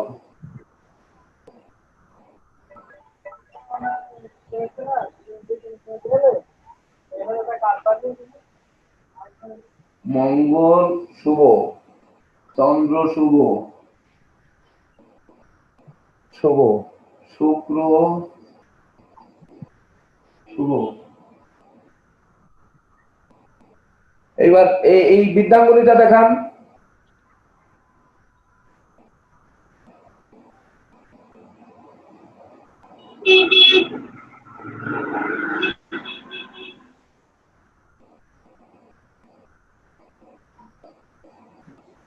হাতের তালুটা দেখান। এইবার লক্ষ্য করেন আপনারা, হ্যাঁ নামান। এবার লক্ষ্য করেন, কি নাম? রিপন সরকার। হ্যাঁ স্যার। রিপন সরকারের আমি যে হাতটি নিলাম, এই হাতটিতে বৃহস্পতির আঙ্গুলটি শনির দিকে বাঁকা, অর্থাৎ বৃহস্পতি শনিকে আকর্ষণ করছে বা শনি বৃহস্পতিকে টেনে নিয়ে যাচ্ছে। তাহলে বৃহস্পতির যে সৎ গুণ আছে, সৎ প্রতিষ্ঠা আছে, সৎ গুণাবলী আছে, তার যে জ্ঞান গরিমা আছে, সেই জ্ঞান গরিমাকে টেনে নিয়ে যাচ্ছে শনিতে। কিন্তু সে ন্যায়বান, ন্যায় নিষ্ঠাবান, ন্যায়ের দেবতা যেহেতু শনি মহারাজ, সে তাকে কিন্তু অশুভ দিকে নিয়ে যাচ্ছে না। যেমনটি আমরা নিউমোলজিতে 31-এ বললাম যে তার জন্মটা কিন্তু বংশ মানে শুভ বংশে, শুভ বংশে বা ধরেন তার পিতৃ যথেষ্ট নামদাতা বা ধার্মিক বা সৎ পিতামাতা সবাই মিলে সেখানে তার জন্ম হয়েছে। অর্থাৎ ওই রাহু কিন্তু সে শুভ রাহু 31 তারিখ, যেটা ওই 31 তারিখের ঠিক যে জন্ম তারিখের মতো বৃহস্পতিকে শনি টেনে নিয়ে যেতে চাচ্ছে, আর শনিকে কিন্তু রবি টেনে নিয়ে যেতে চাচ্ছে। তাহলে শনিকে রবি টেনে নিয়ে, মানে রবি তো হচ্ছে গ্রহ পিতা, তার সন্তান হচ্ছে শনি, শনিকে টেনে নিতে চাচ্ছে কোলে।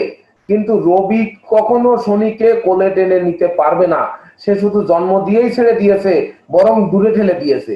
সে কাছে আসতেছে, মানে রবিকে সে আরো ধ্বংস করার জন্য আসছে, মানে তার বাবার ক্ষতি করার জন্য আসছে, বাবার উপকার করার জন্য কিন্তু এই সন্তান আসছে না। সাধারণত সন্তানরা কিন্তু বাবার উপকারই করে, দুই একটা সন্তান অপকার করে সে কিন্তু, যেমন হ্যাঁ সন্তানের হাতে পিতাও কিন্তু খুন হয়, তাই বলে কিন্তু যে এইটার পরিমাণ বেশি না, যে সন্তানের হাতে পিতা খুন হয় এইটা 100 জনের মধ্যে 51 জন আর 49 জন হচ্ছে পিতার উপকৃত হয়, তা কিন্তু নয়। 100 জনের মধ্যে হয়তো 100 জনের মধ্যে নয়, 1000 জনের মধ্যে একজন হয়তো কোন সন্তানের হাতে পিতা খুন হতে পারে। কিন্তু এই শনি পিতার দিকে যে পিতাকে দুর্বল করে দিতে পারে, কারণ পিতা এই সন্তানকে ভালো চোখে দেখে না। যেহেতু শনিকে ভালো চোখে দেখে না রবি, সেহেতু সে দৌড়ে গিয়ে বাবার কাছে গেলে বাবার মনটা খারাপ হয়ে যেতে পারে, বাবার প্রতিষ্ঠার দিকে যে নজর বা নিজের যে সুনাম যশ খ্যাতি অর্জন করতে হবে, সেই যে মানে চাওয়া পাওয়া, এই চাওয়া পাওয়া নষ্ট হয়ে যেতে পারে। হঠাৎ যদি আমার এখানে ক্লাসের ভিতর ধরুন এখন যদি পুলিশ এসে হাজির হয় কোনো একটা বিষয় নিয়ে, যে হঠাৎ সে কোনো কিছু আমার কাছে জিজ্ঞেস করার জন্য আসছে বা হয়তো কোনো রকম অ্যাটাক করার জন্য আসছে, তাহলে আমার তখন মানসিকতা কি হবে? আমার মানসিকতা তো এখন ক্লাসটা কিভাবে আপনাদের কিভাবে ভালো করে শেখানো যাবে। তাহলে সেই ভালো করে কি শিখতে পারবেন? যে এই শনি যেহেতু রবির কোলে এসে হাজির হচ্ছে, সেহেতু এই রবির যশ খ্যাতি কিন্তু এখানে দুর্বল করে। আজকের আমরা প্ল্যানেটে এবং ইয়েতে যে মানে গোচর এবং জন্মছকে যে আলোচনাটি করলাম, তার মধ্যে দেখুন ওখানে শনি চতুর্থ এবং পঞ্চম পতি নিজ গৃহে বসে আছে। রবিটা দুর্বল, রবি কিন্তু জন্ম প্ল্যানেটে নিবেদিতা ম্যাডামের জন্ম প্ল্যানেটে রাহু যুক্ত, মানে দুর্বল ধনভাবে বৃশ্চিকে, মনে আছে আপনাদের? হ্যাঁ স্যার। হ্যাঁ, তাহলে রাহু যুক্ত, তাহলে এখানেও কিন্তু সেই রবিটাকে দুর্বল পেলাম, ওনার হাতে কিন্তু রবিটা দুর্বল। দেখুন রাহু, রাহু শক্তিশালী ওনার হাতে পেলাম। তাহলে আজকে রাহু নিয়ে আলোচনা করতেছি। রাহুর সঙ্গে বৃহস্পতি যুক্ত হওয়ার কারণে মানে রাহুটা শুভ ফলদাতা, আর রাহু তার প্ল্যানেটে কর্মভাবে দৃষ্টি দিয়েছে, তার ষষ্ঠ ভাবে দৃষ্টি দিয়েছে, আর হচ্ছে ভাগ্য স্থানে ভাগ্য না সরি অষ্টম ভাবে দৃষ্টি দিয়েছে। তো অষ্টম ভাব তো এমনি নিধন ভাব নাকি, হ্যাঁ তৃতীয় ভাবে দৃষ্টি দিয়েছে, অষ্টম ভাব নিধন ভাব, নিধন ভাবে কোনো গ্রহ নেই। অর্থাৎ রাহু দৃষ্টি দিয়ে শুধু কর্মভাবকে দুর্বল করে দিয়েছে, অন্য কোনো ভাবকে কিন্তু সে দুর্বল করতে পারেনি। আর রাহুল দ্বাদশে যে দৃষ্টি দিয়েছে ধনভাবকে, তাহলে ধন সম্পদ আর কর্মভাব এই দুটো ভাবকেই কিন্তু সে দুর্বল করতে পেরেছে, অন্য কোনো জায়গায় কিন্তু সে দুর্বল করতে পারেনি। তাছাড়া রাহু তো এখানে রাহু নিজস্ব মানে রাহুর শক্তিটা কম, আর এখানে তার রাহুটা ভালো, তাহলে ওখানে তার কুপ্রভাব কম আর এখানে রাহুটা ভালো, তাহলে দুটোর মান কি এক হয় না? হয়। রাহু এখানে ভালো আর ওখানে কুপ্রভাবটা কম, বা ক্ষতিকর তেজটা কম। তাহলে এখানে ভালো থাকা আর ওখানে ক্ষতিকর রশ্মি কম থাকা, তার মানে দুটো প্রায় সমান কথা না? হ্যাঁ স্যার। আচ্ছা, এইবার বুধটা এখানে কিন্তু ওনার হাতে দুর্বল পাওয়া যাচ্ছে। নিবেদিতা ম্যাডামের বুধ কিন্তু দ্বাদশপতি এবং ভাগ্যপতি, দ্বাদশ এবং ভাগ্যপতি, সে ছিল ধনভাবে রাহু দ্বারা পীড়িত। এখানেও কিন্তু বুধ দেখেন ওনার হাতে কিন্তু বুধটা পীড়িত, বুধটা নিচ, এবং বুধের এই জায়গা থেকে বাইরের দিকে ঢালু, এই জায়গা থেকে ওনার হাতে ওই লক্ষ্য করলে আপনারা পরবর্তীতে ছবি ওনার হাতে ছবি তুলে নিয়ে এটা রিসার্চ করবে যে বুধটা কিন্তু এই অংশের খুবই একটা, এখান থেকে একটা দাগ মানে চাপা পড়ে, এখান থেকে চাপা পড়ে চেপে চলে আসছে বুধ, তাহলে বুধটা কিন্তু তার অশুভ। তার জন্ম প্ল্যানেট যেদিন বিচার করা হবে সেদিন ওই প্ল্যানেট থেকে বুঝতে পারবেন যে আসলে বুধটা কতটা অশুভ। এইবার আসি মঙ্গল। মঙ্গল কিন্তু গোচর প্ল্যানেটে নিজ গৃহে মেশে বসে আছে, গোচর প্ল্যানেটে মেষ রাশিতে বসেছিল, মানে এই পাশে যে শক্তি আমি এঁকেছিলাম যেটা হোরারি আজকের, সেটা মেষ রাশিতে ছিল। আর এখানে নিবেদিতা ম্যাডামের শখে কিন্তু কর্কটে বসেছিল নিচস্থ রাহুদৃষ্ট হয়ে, রাহুদৃষ্ট হয়ে। তাহলে আমরা এখানে রাহুদৃষ্ট মঙ্গল পেলাম, কিন্তু স্বক্ষেত্রগত চতুর্থ পঞ্চম পতি ন্যায়ের দেবতা শনি মহারাজের শুভ দৃষ্টি পেলাম নিজস্ব শনির উপরে, যেটা কায়িক পরিশ্রমের মাধ্যমে তাকে কর্মে সফলতা অর্জন করাবে। যে বিনিময়ে আমি বললাম যে এই নিবেদিতা ম্যাডাম জ্যোতিষ শিখবে না, শুধু এক সময় জ্যোতিষ শিখাবে, মানে তার জন্ম হোক যথাযথ, কর্ম হবে ভালো। যদিও কর্মের জন্য সে কয়েকটা ধাপে ধাপে মানে ছুটাছুটি করছে যে কোন কর্মটা আমি স্থির করব, এটা উনি স্থির করতে পারছেন না, কারণ ভাগ্যস্থানেও কিন্তু মানে ওনার ভাগ্যস্থানটাও দুর্বল, এই দুর্বল থাকার কারণে। তাহলে সেই স্বক্ষেত্রগত শনির দৃষ্টি মঙ্গলের উপরে, আর নৈসর্গিক পাপ গ্রহ কিন্তু শনি মঙ্গল, রবি মঙ্গল শনি রাহু কেতু নৈসর্গিক পাপ গ্রহ, তাহলে পাপে পাপে দৃষ্টি। এইবার বলেন শনি আর মঙ্গল দুটি পাপ গ্রহ, মাইনাসে মাইনাসে প্লাস হবে না, কর্মভাব প্লাস হবে না? হ্যাঁ স্যার। আর গোচর প্ল্যানেটে মঙ্গল ছিল মেষে নিজের গৃহে শক্তিশালী এবং সপ্তমে, তাহলে সে জায়গায় প্লাস হবে না? তাহলে আজকে যার আলোচনা করছেন তার মঙ্গল শুভ থাকার কথা না, তার হাত যেটা আসবে সে মঙ্গল শুভ থাকার কথা না। দেখেন ওনার মঙ্গল কত শক্তিশালী, মানে একেবারে স্ট্রং মঙ্গল ওখানে। এইবার চন্দ্র, চন্দ্র এখানে জন্মকালীন কোথায় ছিল? সিংহ রাশিতে একাদশে শুভ। গোচরের জন্ম ছকে মানে গোচর প্ল্যানেটে উপস্থিত ছকে চন্দ্র কোথায় ছিল? মিথুনের ঘরে। মিথুনে ছিল, মিথুনে তুঙ্গ রাহুর সাথে বসেছিল ভাগ্য স্থানে। তাহলে চন্দ্র কি শুভ না অশুভ? কর্মপতি ভাগ্য স্থানে থাকলে সেটা কি শুভ না অশুভ? শুভ স্যার। শুভ।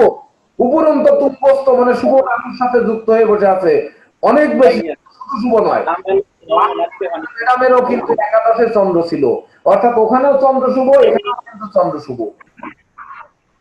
এইবার শুক্র হচ্ছে লগ্নপতি এবং অষ্টমপতি। শুক্র কোথায় ছিল? জন্ম ছকে কোথায় ছিল? জন্ম ছকে ধনু রাশিতে। ধনু রাশিতে, মানে স্যার ধনু রাশিতে। 3 নাম্বার ঘরে ছিল। হ্যাঁ স্যার। 3 নাম্বার ঘরে ছিল। আর হচ্ছে আজকের গোচর ছকে 10 নাম্বার ঘরে ছিল, অর্থাৎ কর্কট রাশিতে ছিল। হ্যাঁ স্যার। তাহলে তৃতীয় ঘর থেকে ভাই বোন বিচার করা হয়, 10 নম্বর ঘর থেকে কর্ম বিচার করা হয়। কিন্তু সে লগ্নপতি এবং সপ্তমপতি, লগ্নপতি এবং অষ্টমপতি, তাহলে ওখানে 3 নাম্বার ঘরে ছিল, সে কিন্তু শুভ অবস্থানে ছিল গোচরে, কিন্তু 3 নাম্বার ঘরে এখন বৃহস্পতি বসে আছে। বৃহস্পতি 3 নাম্বার ঘরে বসে আছে না? হ্যাঁ স্যার। তাহলে দশম ভাবে শুক্র কি শুভ ফল দেবে না অশুভ ফল দেবে গোচরে? বলেন। 3 নাম্বার ঘরে শুক্র শুভ ফল দিয়েছে গোচরে। 3 নাম্বার ঘর থেকে ভাই বোন বিচার করা হয়েছে। নিবেদিতা ম্যাডামের শুক্র ছিল ধনু রাশিতে 3 নাম্বার ঘরে। শুক্র হচ্ছে তার লগ্নপতি। লগ্নপতি মানে লগ্ন থেকেই তো দেহ মন বিচার করা হবে। তাহলে আগে লগ্নপতি, পরে তো অষ্টমপতি। অষ্টমপতি তো পরে, অষ্টমে তো নিচস্থ কেতু বসে রয়েছে। অষ্টমে তো উনার নিচস্থ কেতু বসে রয়েছে, তাহলে অষ্টমে পাপস্থ করতে পারেনি। উপরন্ত গোচর প্ল্যানেটে সে কিন্তু শুক্র 10 নম্বর ঘরে বসে আছে কর্মভাবে চন্দ্রের গৃহে। তাহলে রবি মঙ্গল শনি রাহু কেতু নৈসর্গিক পাপ, চন্দ্র শুক্র তো নৈসর্গিক শুভ গ্রহ। তাহলে চন্দ্রের ঘরে শুক্র যে নিশ্চয়ই শুভ অবস্থানে রয়েছে গোচর প্ল্যানেটে রয়েছে না? এখানেও দেখেন হাতে কিন্তু শুক্র শুভ অবস্থানে বেঁধেছে, দেখেছেন? হ্যাঁ স্যার। এইবার কেতু, আমি একদিন হাতের ক্লাস নিতে গিয়ে বলেছি কেতু শুভ না অশুভ বোঝার একটা সহজ উপায় হচ্ছে হাতের তালুতে জল ঢেলে দেবেন। জল যদি গড়িয়ে পড়ে যায় কেতু শুভ, জল যদি দাঁড়িয়ে থাকে তাহলে কিন্তু কেতু অশুভ। এইবার রিপন সরকারের হাতে জল ঢেলে দেন, ঢেলে দিয়ে দেখেন জল বেঁধে থাকে না পড়ে যায়। তাছাড়া আজকের প্ল্যানেটে, আজকের গোচর প্ল্যানেটে কেতু অবস্থান করছে। কিছু জমে স্যার জল, জমে? যে কিছু জমে স্যার। হ্যাঁ, তাহলে কিছু জমে মানে জল জমলে কেতু অশুভ, আর জল যদি না জমে তাহলে কেতু শুভ।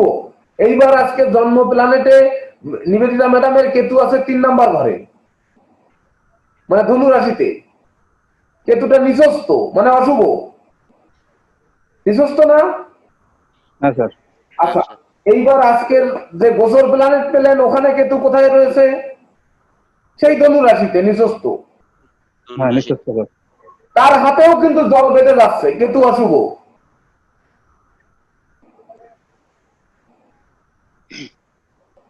হ্যাঁ স্যার। তাহলে বুঝতে পারলেন যে হাতের সঙ্গে জন্ম প্ল্যানেটের সঙ্গে নিউমারোলজির সঙ্গে গোচর প্ল্যানেটের সঙ্গে এই 4টার সঙ্গে আপনার জ্যোতিষ শাস্ত্রের এই 4 ভাইয়ের সঙ্গে এক ভাইয়ের আরেক ভাইয়ের নিবিড় বন্ধন যে রয়েছে, এটা বুঝতে পারলেন আপনারা যে বন্ধন কিভাবে আসে? হ্যাঁ স্যার বুঝতে পারলাম। আপনারা হয়তো ভাবতে পারেন এখানে একটি না বললে নয়, অনেক সময় আমার মতো স্টুডেন্ট, আমি যখন স্টুডেন্ট ছিলাম আমি তখন ভাবতেই পারি যে স্যার ক্লাসে আগে হয়তো এখানে। হ্যাঁ বলুন স্যার। আমার তো সঠিক জন্মের তারিখ জানার নেই, তো এখন তো হাত দেখলেন স্যার, এখন মানে এই হাত অনুযায়ী আমার কি জ্যোতিষ কেমন হবে স্যার একটু বলেন তো দেখি। হ্যাঁ, এই প্রশ্নটা হোয়াটসঅ্যাপে করবেন। এই প্রশ্নটা স্যার আমার হোয়াটসঅ্যাপে করা আছে স্যার। ভাইবারে করবেন, ছবিটা দিয়ে আমি ওই হাতের ছবিটার যেহেতু ছবিটা পাবো, এখন তো শুধুমাত্র ক্যামেরায় দূরের থেকে দেখলাম, দূরের থেকে আমি শুধু এই মানে আপনাদের বোঝার ব্যবস্থা করে দিলাম যে এই গ্রহ অশুভ, কিন্তু যখন আমি ছবিটা পাবো তখন কিন্তু প্রকৃত রেখাগুলো দেখে আমি বিচার করতে পারবো। এখন কিন্তু এইটা দেখে বিচার করা যায় না, মানে এত দূরে আপনি কিন্তু হাতটা ধরছেন, চিত্রগুলো বোঝা গেছে, আঙুলগুলো বোঝা গেছে, কিন্তু আমি কিন্তু রেখাগুলো বুঝতে পারিনি ওখান থেকে। এইটা আপনি ছবি হাতের এ পাশ দুই হাতেরই এ পাশ এবং এ পাশ এই ছবি তুলে আমাকে পাঠাবেন, যেহেতু জন্ম না। তারপরে আপনাকে আমি একটা, যখন পাঠাবেন ওই টাইমটা ওখানে দেওয়া থাকবে, ওই টাইমের গোসল প্ল্যানেট করে আপনাকে আমি গোসল প্ল্যানেটের সাথে মিলিয়ে একটা রেজাল্ট আপনাকে লিখিত আকারে পাঠাবো। বা এরপরে এক্সট্রা ক্লাস যখন পড়বে সেই ক্লাসে সবাই যে প্রশ্ন করবেন ওই প্রশ্নের উত্তরগুলো আমি এক্সট্রা ক্লাসে দিব। আচ্ছা, কয় মিনিট আছে? 10 মিনিট আছে। আচ্ছা শুনুন, 10 মিনিট। তাহলে এবার আমরা এই কয়টা জিনিসের মধ্যে একে অপরের মিল কিন্তু খুঁজে পেলাম। আজকের এই প্ল্যানেটটা গোসল প্ল্যানেট এবং জন্ম প্ল্যানেট এবং এই হাতের এই যে জিনিসগুলো আপনারা লিখে নিলেন, লিখে নিয়েছেন? এটা না স্যার। লিখে নিন একটু। শনিতে ক্রস দিয়ে, রবিতে ক্রস দিয়ে, রাহুতে টিক দিয়ে, বুধে ক্রস দিয়ে, এভাবে লিখে নিন। লিখে নিলেই তবেই না কিন্তু আপনাদের এটা গবেষণা করতে সুবিধা হবে। স্যার একটু বলেন আবার স্যার, এটা শনি ক্রস, রবি ক্রস, হ্যাঁ, রাহু শুভ, রাহু টিক দেন, বুধকে ক্রস দেন, মঙ্গলকে টিক দেন, চন্দ্রকে টিক দেন, শুক্রকে টিক দেন, কেতুকে ক্রস দেন।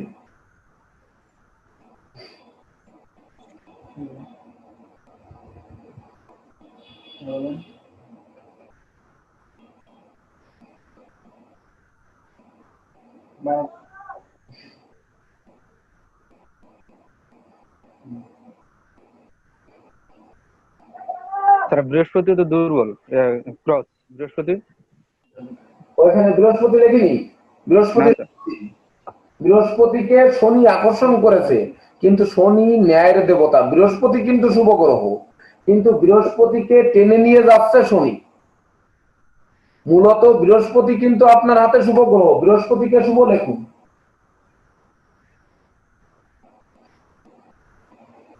বৃহস্পতিকে শনি ক্ষতি করার চেষ্টা করছে, কিন্তু মূলত বৃহস্পতি কিন্তু শুভ গ্রহ।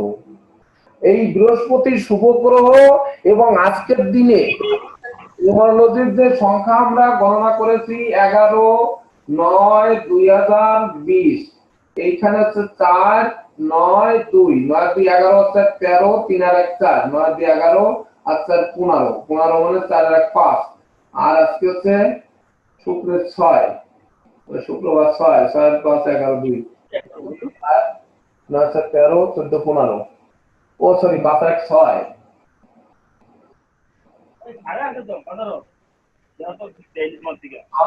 আর আজকে শুক্রের 6 মিলে 3। নিউমারোলজিতে দেখেন 11 তারিখ অর্থাৎ চন্দ্র, মঙ্গল এবং রাহু, এই তিনটা হচ্ছে 6, আর আজকে বার সংখ্যা হচ্ছে শুক্র, শুক্রের সংখ্যা তো আমরা জানি 6, এই 2 6কে যোগ করলে হয় 12, 12 মানে হচ্ছে 3, বৃহস্পতি। আজকের দিনটিকে শুক্রের দিন কিন্তু পরিচালনা করছে কিন্তু বৃহস্পতি এবং চন্দ্র। তাহলে বৃহস্পতি আর চন্দ্র দুটোই কিন্তু নৈসর্গিক শুভ গ্রহ, যার জন্য আজকের দিনটি কিন্তু মানে ভালো যাওয়ার কথা। আজকের দিনটি এমনকি বাংলাদেশের সংখ্যা হচ্ছে 5, তাহলে বাংলাদেশের সংখ্যা 5 ওটিও কিন্তু নৈসর্গিক শুভ গ্রহ। এই বুধের সাথে আপনার চন্দ্রের শুভ সম্পর্ক, বৃহস্পতিরও শুভ সম্পর্ক, অর্থাৎ আজকের দিনটা কিন্তু বাংলাদেশের জন্য শুভ যাওয়ার কথা। এবার আপনারা আজকে মিলাই নেবেন যে আমরা দুদিন আগে যে ধরুন ইয়েতে লঞ্চ দুর্ঘটনা হলো আপনার বুড়িগঙ্গায়, 50 জন লোক মারা গেল, আজকের দিনে মারা যায় কিনা?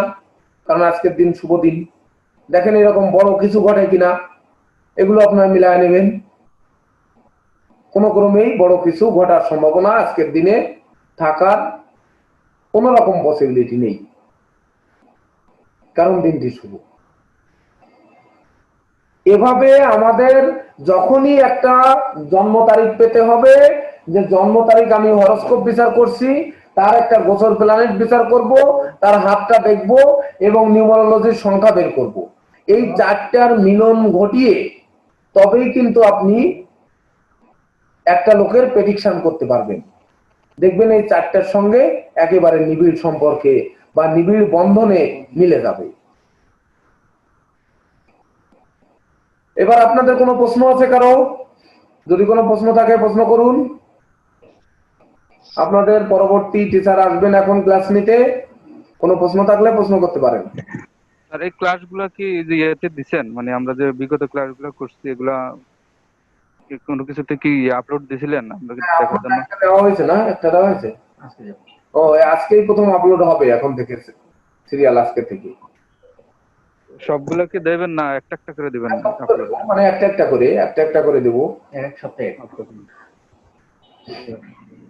আর যেহেতু আমার চ্যানেলে তো আমার ক্লাসগুলো ছাড়া upload দেওয়া যাচ্ছে না, একটু বাধা আছে মানে ইউটিউবের কপিরাইটের একটা নিয়ম নীতির মধ্যে আছে, সেহেতু আমার ক্লাসগুলো আমার ইউটিউবে দিব, বাকি ক্লাসগুলো হচ্ছে গ্রুপে দিব। বিশেষ করে এসকে ঘোষদার ক্লাসগুলো এসকে ঘোষদার ইউটিউবে দেবে। ইউটিউবে দিলে একটু প্রচারটা বেশি হবে, আরো বেশি মানুষ জানতে পারবে, এখান থেকে শিখতে পারবে, আমরা সেখান থেকেও কিছু ছাত্রছাত্রী হয়তো পাবো। এই জন্য আমরা ইউটিউবে দিচ্ছি, মূলত দিতে চেয়েছিলাম গ্রুপে, কিন্তু গ্রুপে দিলে বাইরের কেউ দেখার সুযোগ নেই, শুধুমাত্র আপনারা স্টুডেন্ট কয়জনই দেখতে পারবেন। কিন্তু আমরা ভুল পড়াচ্ছি না সঠিক পড়াচ্ছি আপনাদের, সেই কমেন্ট গুলো আপনারা ওখানে দেখে আপনারা বুঝতে পারবেন যে আসলে আমাদের টিচাররা আপনাদের কতটুকু মানে সঠিক শিক্ষা দিচ্ছে নাকি ভুল শিক্ষা দিচ্ছে। এই জন্যই কিন্তু এই ইউটিউবে দেওয়া। ওখানে গ্রুপে যদি বাইরের লোক দেখতেই না পারে, তাহলে এটা ভালো মন্দ বিচার বিশ্লেষণ করবে কিভাবে? এই জন্য আমরা নীতিগতভাবে সিদ্ধান্ত নিয়েছি এটা ইউটিউবে দিব। যেহেতু আমাদের টিচারদের ভিতর এখন ইউটিউব চ্যানেল আছে, এই দুইজনের ইউটিউব চ্যানেলে দুইজনে ক্লাস যাবে, আর বাকি যে ক্লাসগুলো আছে এই ক্লাসগুলো আমাদের গ্রুপে যাবে। বুঝতে পেরেছেন? হ্যাঁ স্যার। স্যার গুরুজি, এটা কি দুই জায়গায় দেওয়ার কোনো সুযোগ আছে, গ্রুপে প্লাস ইউটিউবে? তাহলে সুবিধা হয়। লিংক শেয়ার করে দেওয়ার সুযোগ আছে, অবশ্যই আচ্ছা, অবশ্যই থ্যাংক ইউ। সুযোগ আছে। আমরা লিংক শেয়ার করে দিব, গ্রুপে সবই পাবেন, গ্রুপে সব পাবেন, কিন্তু এটাই গ্রুপে তো বাইরের লোক দেখতে পাবে না। বাইরের লোক দেখতে পাওয়ার সুবিধার্থে শুধুমাত্র ইউটিউবে দেওয়া হচ্ছে, আর ইউটিউব আমাদের দুইজনেরই আছে, অর্থাৎ এই দুইজনের ক্লাসই ইউটিউবে যাবে। ইউটিউবে তো অনেক সময় আমরা খুঁজে পেতে কষ্ট হবে, কিন্তু আমি লিঙ্কটা দিলে সবচেয়ে ভালো হবে। লিংকটা তো আমরা গ্রুপে দিয়ে দিব বললাম, লিংকটা গ্রুপে দিয়ে দিব। আর গ্রুপে তো আপনারা সবাই জয়েন্ট আছেনই, বিএনএস একাডেমি যে গ্রুপটা, ওই গ্রুপে আপনারা জয়েন করবেন। যে জয়েন্ট নেই তারা আপনারা রিকোয়েস্ট পাঠাবেন, আমি অ্যাকসেপ্ট করে নেব। b.n.a.s তারপর একাডেমি, এই নামে যে গ্রুপটা আছে এই গ্রুপটায় আপনারা রিকোয়েস্ট পাঠিয়ে দেবেন। ওখানে 3টি প্রশ্ন আছে যে আপনারা ছাত্র, আপনারা সংগঠনের লোক, নাকি আপনারা মানে শিক্ষক। এই তিনটে যে কোনোটা আপনি টিক দিয়ে তারপরে আপনি রিকোয়েস্ট পাঠিয়ে দেন, পাঠিয়ে দিলে আমরা অ্যাকসেপ্ট করে নেব। স্যার এটা কি ফেসবুক গ্রুপ? হ্যাঁ, ফেসবুক গ্রুপ। আচ্ছা, তাহলে অসংখ্য ধন্যবাদ, আমি বিদায় নিচ্ছি আপনাদের সামনে থেকে। আপনারা ভালো করে শিখুন, মনোযোগ সহকারে শিখুন, প্রকৃত জ্যোতিষ হয়ে গড়ে উঠুন, এই আশীর্বাদ প্রার্থনা করে আমি বিদায় নিচ্ছি।